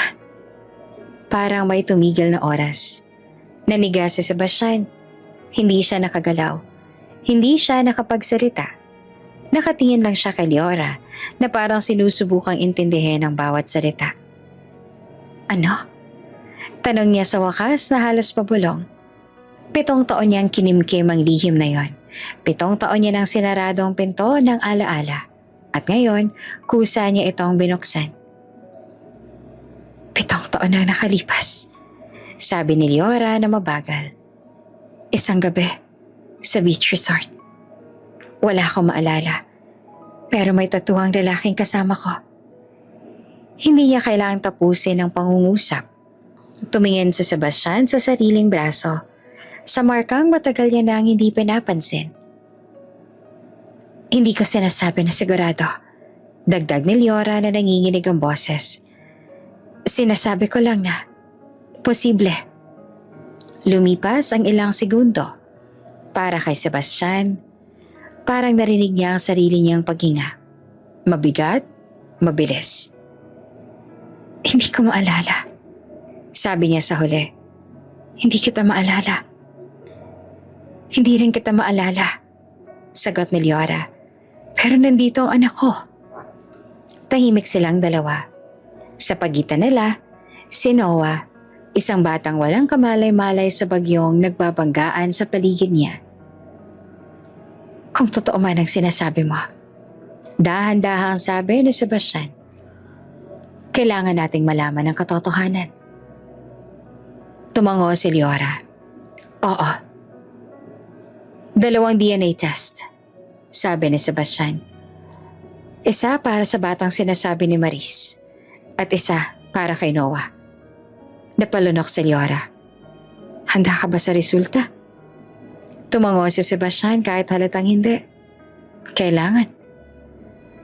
Kung lalabas na, huminto si Leora at pilit nilulunok ang takot. Kung lalabas na ikaw ang ama ni Noah. Hindi niya tinapos ang pangungusap. Pananagutan ko. Sagot ni Sebastian, walang pag-aalinlangan. Hindi iyon pangakong romantiko. Isa iyong desisyong mabigat at seryoso. Tahimik silang nagkamay. Walang init, walang lambing. Isang kasunduang mas mabigat pa sa kontratang pinirmahan nila noon. Mula sa pintuan ng ICU, may dumaan na nurse. Miss Sandoval, sir? Sabi nito, kailangan po namin kunan ng sample si Noah para sa registry update. Nagkatinginan sina Leora at Sebastian. Simulan na natin, sabi ni Sebastian. Habang papasok ang nurse, tumingin si Leora sa anak niya. Hinawakan niya ang maliit na kamay nito. Pilit pinatatatag ang sarili. Hindi niya alam kung anong katotohanan ang lalabas. Pero alam niya ang isang bagay. Wala nang atrasan. At sa gabing iyon, sa loob ng ospital na puno ng lihim at tibok ng puso, sabay nilang hinarap ang 2 posibilidad na kayang baguhin ang lahat. Ang paghihintay pala ang pinakamahirap. Hindi ang sigaw. Hindi ang luha. Hindi ang sandaling nalaman mong may mali ka, kundi ang mga oras na walang balita. Ang pagitan ng pag-asa at takot na parang walang katapusan. Lumipas ang mga araw na parang iisang mahabang gabi sa ospital. Nasa proseso na ang transplant search. May mga tawag na dumarating. May mga form na kailangang pirmahan. May mga pangalan sa registry na binabanggit ng mga doktor na parang mga multo. Mga taong posibleng magligtas kay Noah. Pero maaaring hindi kailanman dumating. Ma'am, sabi ng transplant coordinator isang umaga, nasa active waitlisting na po ang anak ninyo. Tumango si Leora. Active. Isang salitang parang may kasamang pag-asa, pero may bigat din ang responsibilidad. Ibig sabihin, anumang oras, maaaring may tawag. O maaaring wala. Kasabay noon unti-unting humihina si Noah. Mas madalas na ang pagod. Mas maikli ang mga sandaling gising siya. Minsan, kahit simpleng paghawak ng luran ay tila mabigat na. Mahina niyang sabi isang gabi habang magkatabi sila sa kama. Pag okay na ako, uuwi na tayo, diba? Napangiti si Leora kahit na may kirot sa dibdib. Oo anak, uuwi tayo. May aso tayo? Dagdag ni Noah. Seryoso ang mukha. Napatawa si Leora ng pilit. Pag-usapan natin yan pag uwi natin. Sa gilid ng silid, tahimik na nakatayo si Sebastian. Halos gabi-gabi na siyang nandoon. Minsan sandali lang. Minsan umaabot ng oras. Hindi siya palaging nagsasalita. Minsan nanonood lang siya kay Noah na matulog. Sa labas ng ospital naghihintay ang mundo niya. Ang kampanya. Ang mga donor. Ang mga pulong na hindi niya pwedeng baliwalain. May mga araw na kailangan niyang umalis ng biglaan. May mga araw na halos hindi siya makapag-focus. Sir, sabi ng campaign manager sa telepono. Kailangan po kayo sa rally bukas.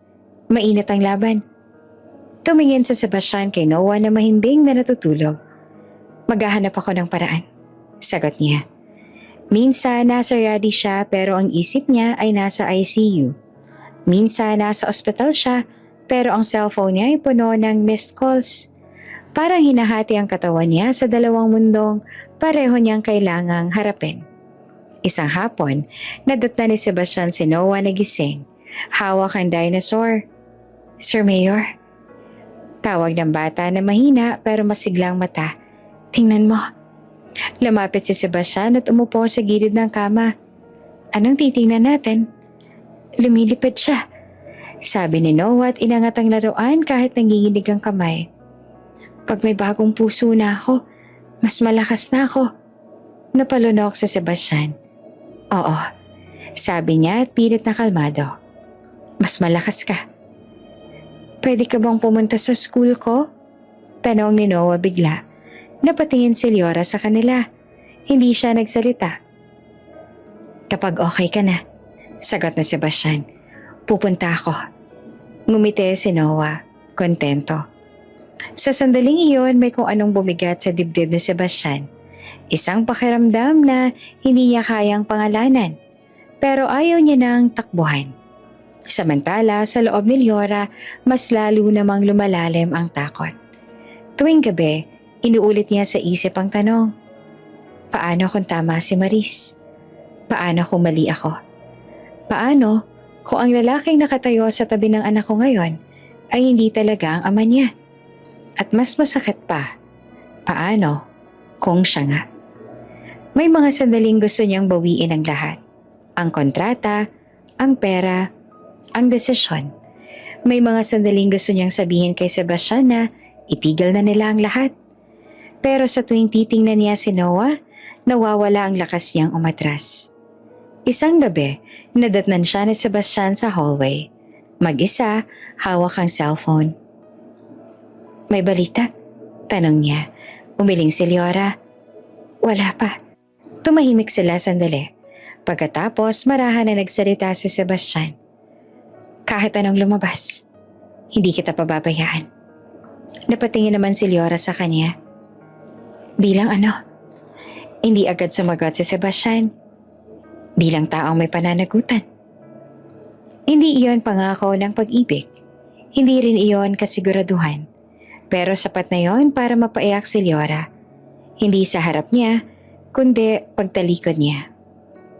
Lumipas ang mga araw, dumating ang linggong kinatatakutan at hinihintay nilang lahat. Isang umaga, habang nag-aayos si Leora ng gamit ni Noah, tumunog ang cellphone ni Sebastian. Tiningnan niya ang screen. Tumigil ang paghinga niya. Results are in, sabi ng voice message. Nagkatinginan sila ni Leora. Walang nagsalita. Sa labas naman ng ICU, nagsimulang tumibok ng mas malakas ang mundo. At sa araw na iyon, ang araw ng resulta, malalaman nila kung alin ang mas mabigat. Ang takot sa katotohanan o ang buhay na kayang baguhin nito. Tahimik ang conference room ng ospital. Ibang klaseng katahimikan. Hindi ito ang katahimikang nagpapahinga. Ito ang katahimikang naghihintay ng hatol. Nakatayo si Leora sa tabi ng bintana. Nakaharap sa labas pero walang nakikita. Sa likod niya nakaupo si Sebastian. Tuwid ang likod, magkadikit ang mga palad. Pareho silang tahimik. Pareho silang nagdadasal sa loob-loob kahit hindi nila alam kung kanino. Pumasok ang doktor at may hawak na 2 envelope. Salamat sa paghihintay, sabi nito na profesional ang tono, pero may kabigatan ng tingin. Kompleto na ang resulta. Napatingin si Leora kay Sebastian. 1 segundo lang pero sapat para maalala nila ang lahat. Ang kontrata, ang pera, ang ICU, ang gabing binura. Uunahin ko po ang test para sa batang dinala ni Miss Maurice. Sabi ng doktor. Hindi gumalaw si Sebastian, hindi rin si Leora. Binuksan ng doktor ang unang envelope. Ang resulta, ay malinaw. Sabi nito ng diretso, hindi po si Mr. Montoya ang biological father.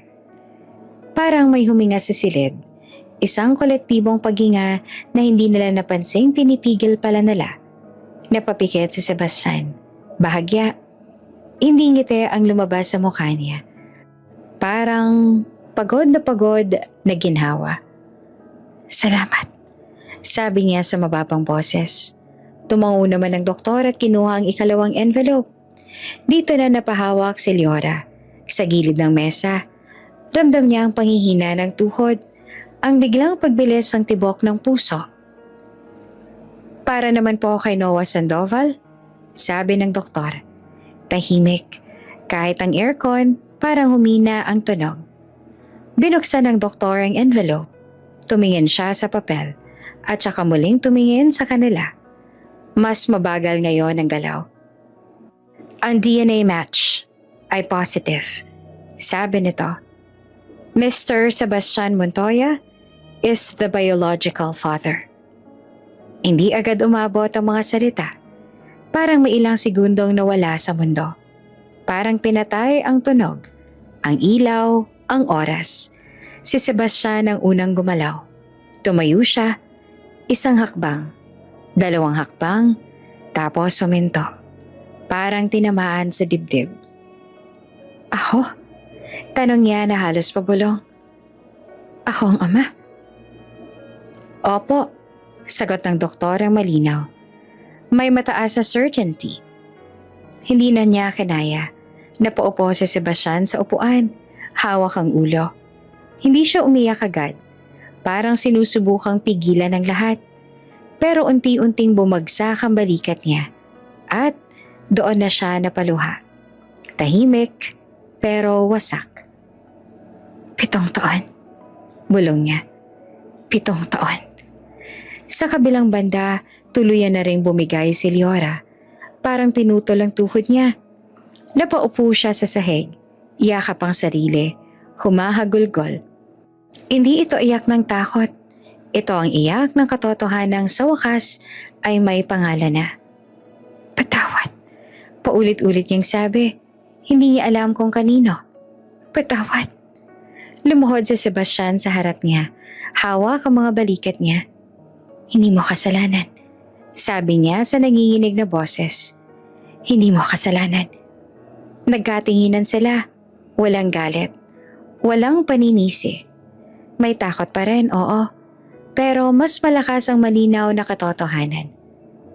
May anak ako. Bulong na Sebastian. Parang sinusubukang sanayin ng sarili sa salita. May anak ako. Tumayo ang doktor at marahang umatras. Bibigyan ko po kayo ng oras. Nandito lang po kami kung may kailangan. Naiwan silang dalawa sa silid at ang katotohanang hindi na pwedeng takasan. Ilang oras ang lumipas bago sila lumabas. Dumiretso si Sebastian sa banyo, naghugas ang mukha, pinunasan ng luha. Pagbalik niya may desisyon na ang mga mata niya. Leora, sabi niya na mahinahon pero matatag. Kailangan kong ayusin to. Paano? Tanong ni Leora na pagod ang tinig. Sa tamang paraan. Sagot niya. Wala nang pagtatago. Lumabas sila ng ospital sa magkaibang sasakyan. Sa labas, naghihintay na ang mundo. Mga reporter, mga mata, mga tanong. Kinagabihan naglabas ng press briefing ang kampo na Sebastian. Nakatayo siya sa harap ng mikropono. Walang ngiti, walang paligoy-ligoy. May mga lumalabas na issue, panimula niya. At narito ako para linawin ang totoo. Huminga siya ng malalim. May anak ako, malinaw niyang sabi. At pananagutan ko siya bilang ama. Nagkagulo ang mga tanong. Flash ng kamera, sigawan, ngunit hindi umatras si Sebastian. Hindi ito eskandalo, dagdag niya. Ito ay katotohanan. Sa kabilang banda ng lungsod, nakaupo si Leora sa tabi ng kama ni Noah. Hawak ang kamay nito. Hindi niya alam kung anong mangyayari bukas. Sa trabaho, sa buhay, sa kanila. Ang alam lang niya, sa wakas, ang katotohanan kinatatakutan niya ay naging simula ng isang bagong laban. At sa labas ng ospital, sa ilalim ng mga ilaw at tanong ng publiko, nagsimula ang panibagong kabanata. Isa na hindi na lihim, pero mas mabigat ang pananagutan. Hindi naging tahimik ang umaga matapos ang press conference. Sa Montoya Residence, maagang gumising si Don Vicente. Hindi dahil sa alarm, kundi dahil sa mga headline. Isa-isang bumungad sa tablet ang mga salitang matagal niya nang iniiwasan. Anak, lihim, pahayag. Binasa niya ang artikulo ng dahan-dahan. Walang reaksyon sa mukha, pero sa loob, parang may unting-unting gumuguho. Tumunog ang pinto ng library. Pumasok si Sebastian. Diretso ang tindig pero halatang puyat. Hindi sila nagsalita. Matagal na sanay si Don Vicente sa katahimikan bago ang bagyo. Bakit ngayon ko lang nalaman? Tanong ng ama sa wakas. Hindi galit, mas pagod. Dahil ngayon ko lang nalaman. Sagot naman ni Sebastian nagdiretso at hindi ko tinakasan. Napabuntong hininga si Don Vicente. Isang anak. Ulit niya na parang sinusukat ang bigat ng salita. Sa gitna ng kampanya. Oo, sagot ni Sebastian. At pananagutan ko. Tumingin si Don Vicente sa anak. Matagal, hindi niya nakita ang playboy, ang iskandaloso. Nakita niya ang lalaking may pasyang hindi na pwedeng bawiin. Magulo to, sabi ng ama. Pero hindi kita itatago. Tumango si Sebastian. Hindi ko rin hihilingin. Tahimik silang dalawa.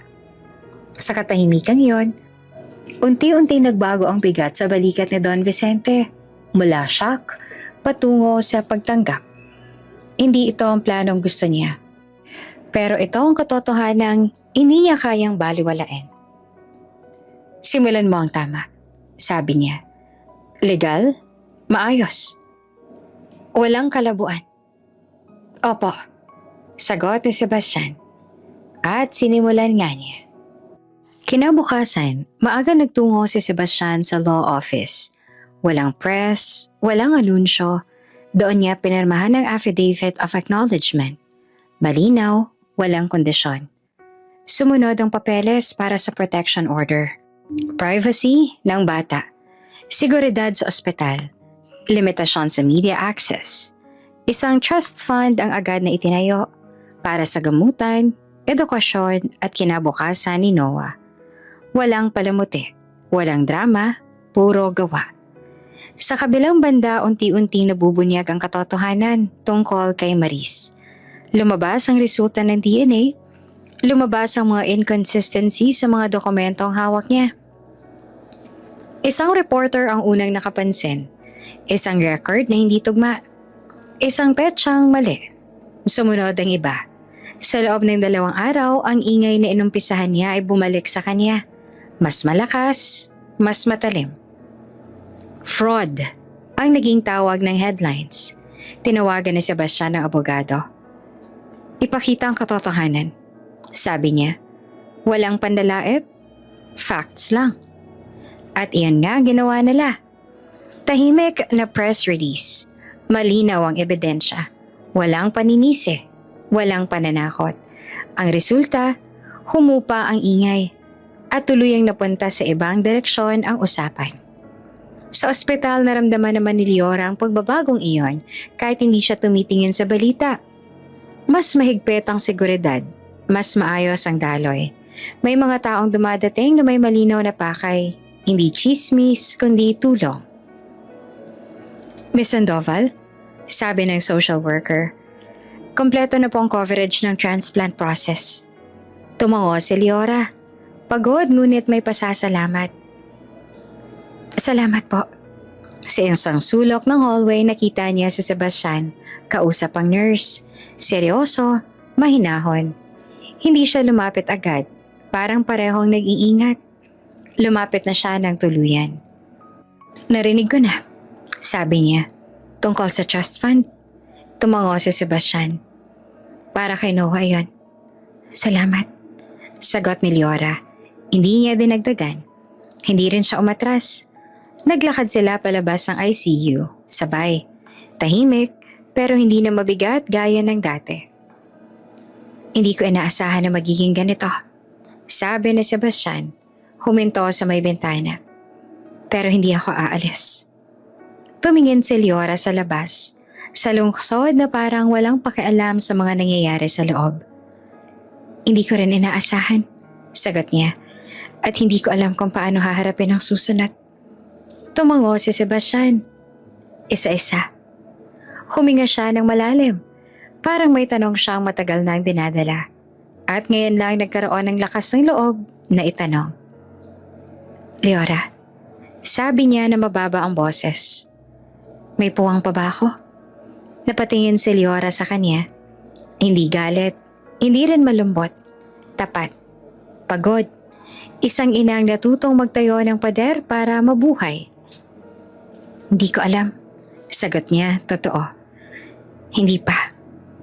Tinanggap na Sebastian ang sagot na yon na parang kontrata ring pinirmahan. Walang reklamo, walang pilit. Okay, sabi niya. Hihintayin ko. Sa loob ng ICU huminga si Noah ng mas maayos kesa kahapon. Sa labas may mga laban pang paparating. Eleksyon, operasyon, mga tanong ng mundo. Pero sa araw na yon, malinaw ang isang bagay. Ang pananagutan ay hindi lang salita sa mikropono. Ito ay mga papeles na pinipirmahan, mga hakbang na ginagawa kahit mahirap, at mga tanong na tinatanggap kahit walang kasiguraduhan ang sagot. At sa pagitan ng lahat ng iyon, nagsimulang umusbong ang isang bagong anyo ng pag-asa. Hindi sigurado, pero totoo. Dumating ang tawag sa madaling araw. Hindi iyon ang klase ng tawag na may paunang babala. Walang mahabang paliwanag. Isang linya lang na sapat para tumigil ang mundo. Miss Sandoval, sabi ng coordinator na mabilis pero malinaw. May potential donor match po. Kailangan po ninyong pumunta agad. Hindi na tinanong ni Leora ang detalye. Hindi na niya inisip ang oras, ang suot, ang sarili. Tinawagan niya si Sebastian habang nagmamadali palabas ang apartment na halos hindi niya na inuuwian. May donor, sabi niya agad at nanginginig ang boses. Papunta na ako, sagot naman ni Sebastian. Walang tanong, walang paliwanag. Sa ospital ay parang sabay-sabay gumalaw ang lahat. May mga form na kailangang pirmahan. May mga nurse na nagmamadali. May doktor na naglalakad ng mabilis pero kontrolado. Si Noah ay inihahanda. Inaayos ang mga linya. Kinakausap ng marahan. Mahina niyang sabi. Hinahanap ang kamay ni Leora. Andito lang ako. Sagot niya at pilit pinatatatag ang boses. Malakas ka ha? Tumango si Noah kahit halatang pagod. Kasama si Sir Mayor? Napalunok si Leora. Oo, sagot niya. Kasama siya. Dumating si Sebastian ilang minuto bago itulak ang kama. Palabas ang ICU, hindi siya umarte. Lumapit lang siya. Hinawakan ang balikat ni Noah. Babawi tayo pagkatapos, sabi niya sa mababang boses. Punta pa tayong Dinosaur Park. Ngumiti naman si Noah, kontento. At sa sandaling iyon, doon na tuluyang bumigay ang dibdib na Sebastian. Hindi sa harap ng mga tao, kundi sa loob ng sarili niya. Nagsara ang pinto ng operating room at naiwan sina Leora at Sebastian sa hallway. Magkatabi, parehong tahimik, parehong nakahawak sa takot sa magkaibang paraan. Lumipas ang mga oras na parang hindi gumagalaw. 1 oras, 2, 3. Minsan may lalabas na nurse para magbigay ng update. Stable po, ongoing, no complications so far. Sa bawat salita, may kaunting hinga. Sa bawat hinga, may bagong kaba. Nang sa wakas ay lumabas ang surgeon, tumayo silang pareho. Successful ang transplant, sabi nito. Kailangan pa ng close monitoring pero maganda ang takbo. Hindi na kinaya ni Leora. Napaupo siya, humahagulgol. Iyakang may pagod, may ginhawa, may pasasalamat. Lumuhod si Sebastian sa harap niya. Hinawakan ang kamay niya. Walang salita, pero sapat. Sa mga sumunod na araw, nagsimula ang bagong laban, ang recovery. Si Noah ay dahan-dahang gumising. Mas mahaba ang oras ng tulog, pero mas malinaw ang paghinga. Unti-unting inalis ang ilang tubo. Unti-unting bumalik ang kulay sa muka. Ma, sabi niya isang umaga, mas malinaw na ang boses. Hindi na masakit dito. Sabay turo sa dibdib.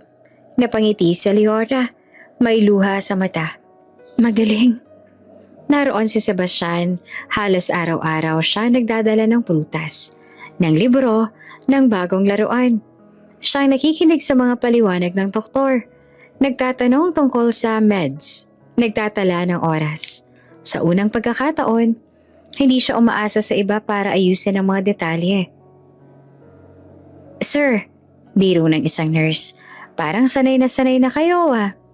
Ngumiti si Sebastian. Bahagya. Inaayos ka lang ang dapat ayusin. Isang hapon, tinuruan niya si Noah na magbilang ng malalim na hinga, gaya ng turo ng therapist. 1, sabi niya. 2, 3. Sinundan siya ni Noah. Seryoso ang muka. Pagkatapos ay tumawa silang pareho. Sa gilid, tahimik na nanonood si Leora. May mga sandaling gusto niyang umatras. Takot na masanay. Takot na umasa. Pero sa bawat araw na lumilipas, may maliit na padera sa loob niya na kusang bumababa. Isang gabi, nadatnan niya si Sebastian sa chapel ng ospital. Nakaupo, tahimik. Hindi kita akalaing pupunta rito, sabi niya ng marahan. Hindi naman lumayon si Sebastian agad. Hindi rin ako. Umupo si Leora sa tabi niya. Walang panalangin. Walang pangako. Tahimik lang.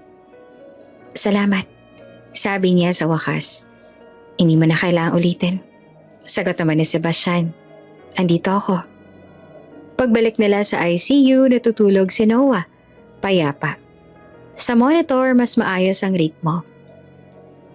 Uuwi na siya, sabi ng doktor kinabukasan. Hindi ngayon pero papunta na roon. Isang pangungusap na parang liwanag.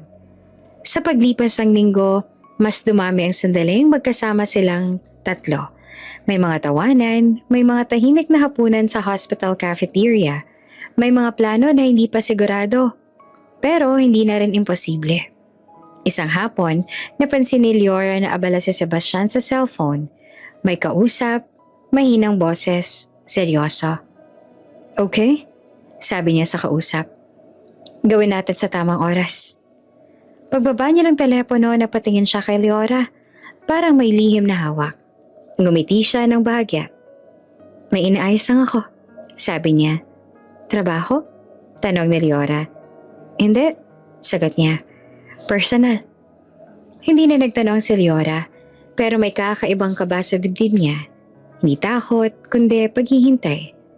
Sa loob ng ICU, mahimbing nang natutulog si Noah. May bagong puso, may bagong simula. Sa labas ay may lalaking tahimik na naghahanda ng isang bagay na hindi niya pa pinapangalanan.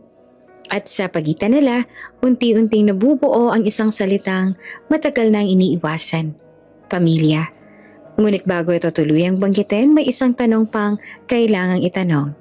At yon ang susunod. Tahimik ang rooftop garden ng ospital sa huling oras ng hapon. May kaunting hangin na dumadaan sa pagitan ng mga halaman. Sapat na para gumalaw ang mga dahon. Sapat para magdala ng kakaibang katahimikan. Sa ibaba, abala ang lungsod. Busina, ilaw, mga taong nagmamadali. Pero sa itaas parang may hiwalay na mundo. Naroon si Leora, nakatayo sa may railing. Hawak ang cellphone pero hindi tumitingin. Kakatapos lang niyang silipin si Noah. Mahimbing ang tulog, maayos ang vital signs. Isang tagpong matagal niya nang ipinagdasal. Okay na ako. Bulong niya sa sarili. Pero hindi niya alam kung paniniwalaan ba iyon o paalala. Narinig niya ang yabag sa likod niya. Pwede ba kita makausap? Tanong na Sebastian. Mahinahon ang boses. Humarap si Leora. Oo. Umupo sila sa isang bench sa kaharap ng maliit na hardin. Walang media, walang staff, walang kontrata. Dalawa lang silang tao na pagod sa mga pangyayaring mas malaki pa sa kanila. Gusto ko sana magpasalamat, sabi ni Sebastian pagkatapos ng maikling katahimikan. Hindi mo na kailangan, sagot ni Leora agad. Ginawa mo ang tama. Tumango si Sebastian. Hindi ko sinasabing dahil sa utang o sa kontrata. Huminga siya ng malalim. Sinasabi ko to bilang ako. Tumingin si Leora sa kanya, naghihintay. Marami akong pagkukulang, pagpapatuloy niya. Bilang tao, bilang anak, at ngayon ko lang natutunan bilang ama. Tahimik si Leora, hindi siya umiiwas, pero hindi rin siya umaasa. Hindi ko alam ang nangyari noon, sabi ni Sebastian ng mabagal. At hindi ko ito gagamitin bilang dahilan. Kung nasaktan ka, kung may puwang na iniwan ang kawalan ko, inaako ko yon. Napalunok si Leora.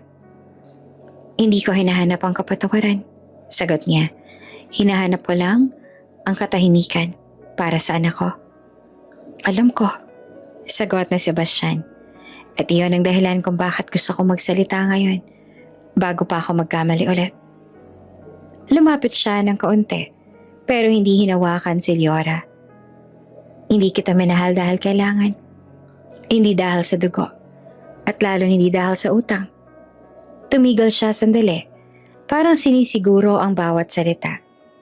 Minahal kita dahil sa nakita ko kung sino ka, sabi niya. Kung paano ka tumayo kahit pagod ka na. Kung paano mo pinili ang anak mo araw-araw. At kahit walang kasiguraduhan. Huminga si Leora, ramdam ang panginginig sa dibdib. Sebastian, hindi ko hinihiling na sagutin mo ako ngayon. Putol niya ng marahan. Alam kong may mga sugat na hindi agad naghihilom. Tumango si Leora. Totoo yon. Pero ayoko manahimik. Dagdag niya. Ayoko maghintay na lang sa tabi. Umaasang mapapansin. Gusto kong itanong. Tumayo si Sebastian, ilang hakbang lang ang layo niya kay Leora. Pero ramdamang bigat ng sandali. Leora, sabi niya na diretso ang tingin. Pwede ba kitang mahalin? Hindi bilang obligasyon, kundi bilang pagpili. Hindi sumagot si Leora agad. Tumingin siya sa mga halaman, sa langit na unti-unting nagiging kulay kahel. Sa isip niya, bumalik ang lahat. Ang ICU, ang takot, ang kontrata, ang katotohanang masakit at nagpalaya. Hindi ko alam kung handa na ako, sabi niya sa wakas sa totoo ang boses. Takot pa rin ako. Tumango si Sebastian. Takot din ako. May munting ngiti si Leora.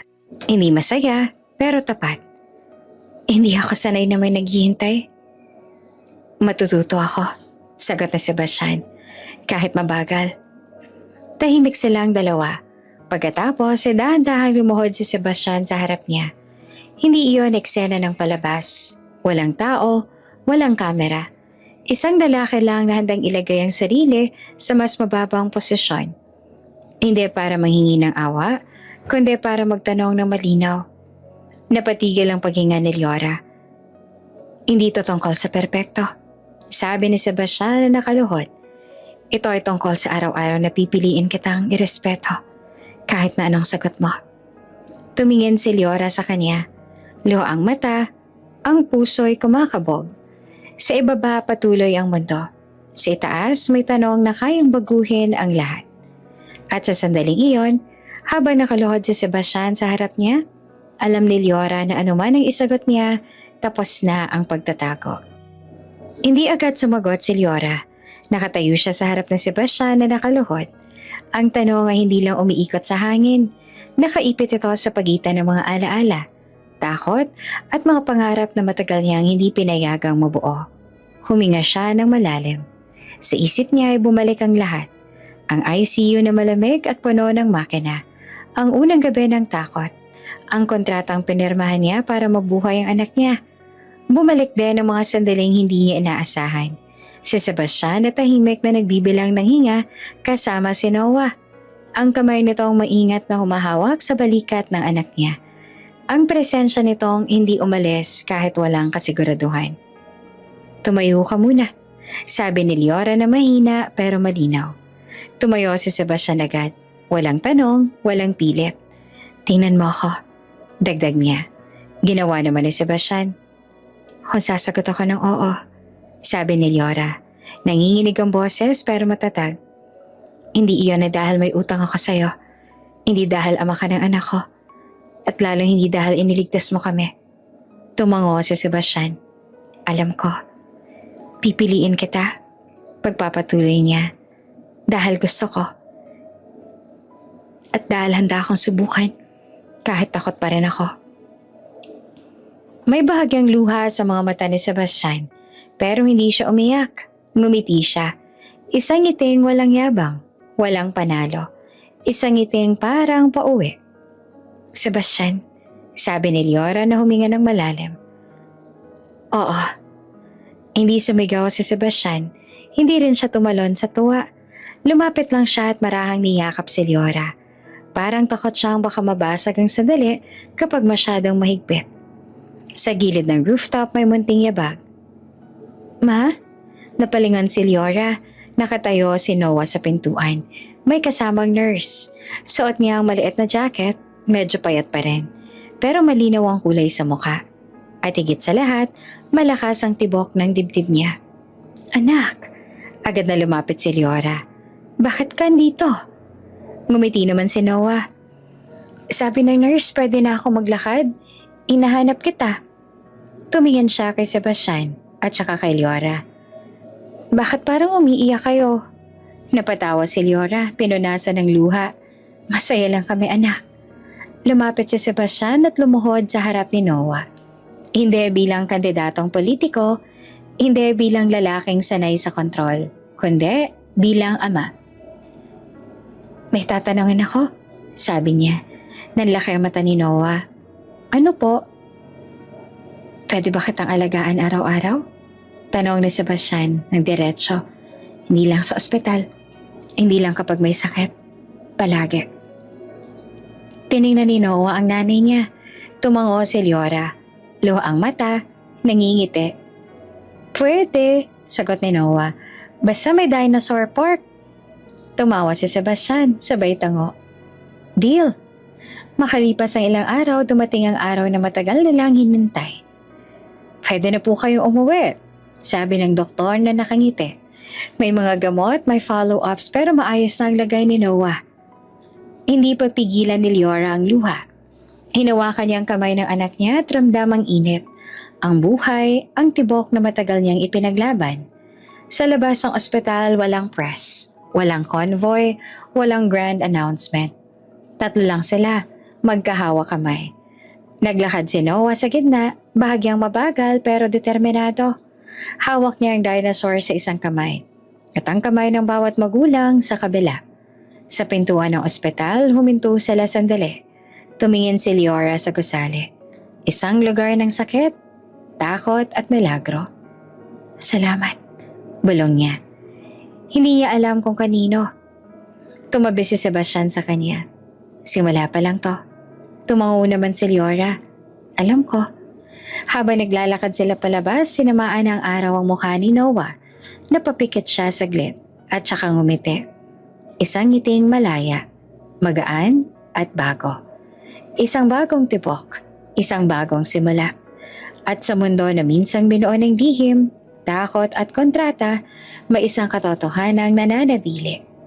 Mula sa isang lihim, isinilang ang isang pamilya.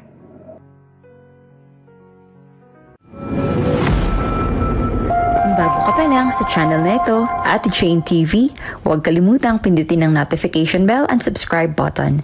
Sana po hindi naman malaking abala sa inyo ang pagpindot ng subscribe button dahil ang kapalit po nito ay ang pagsuporta para makapag-produce ng mga libreng stories sa mga channels ni Ate Jane. Maraming salamat!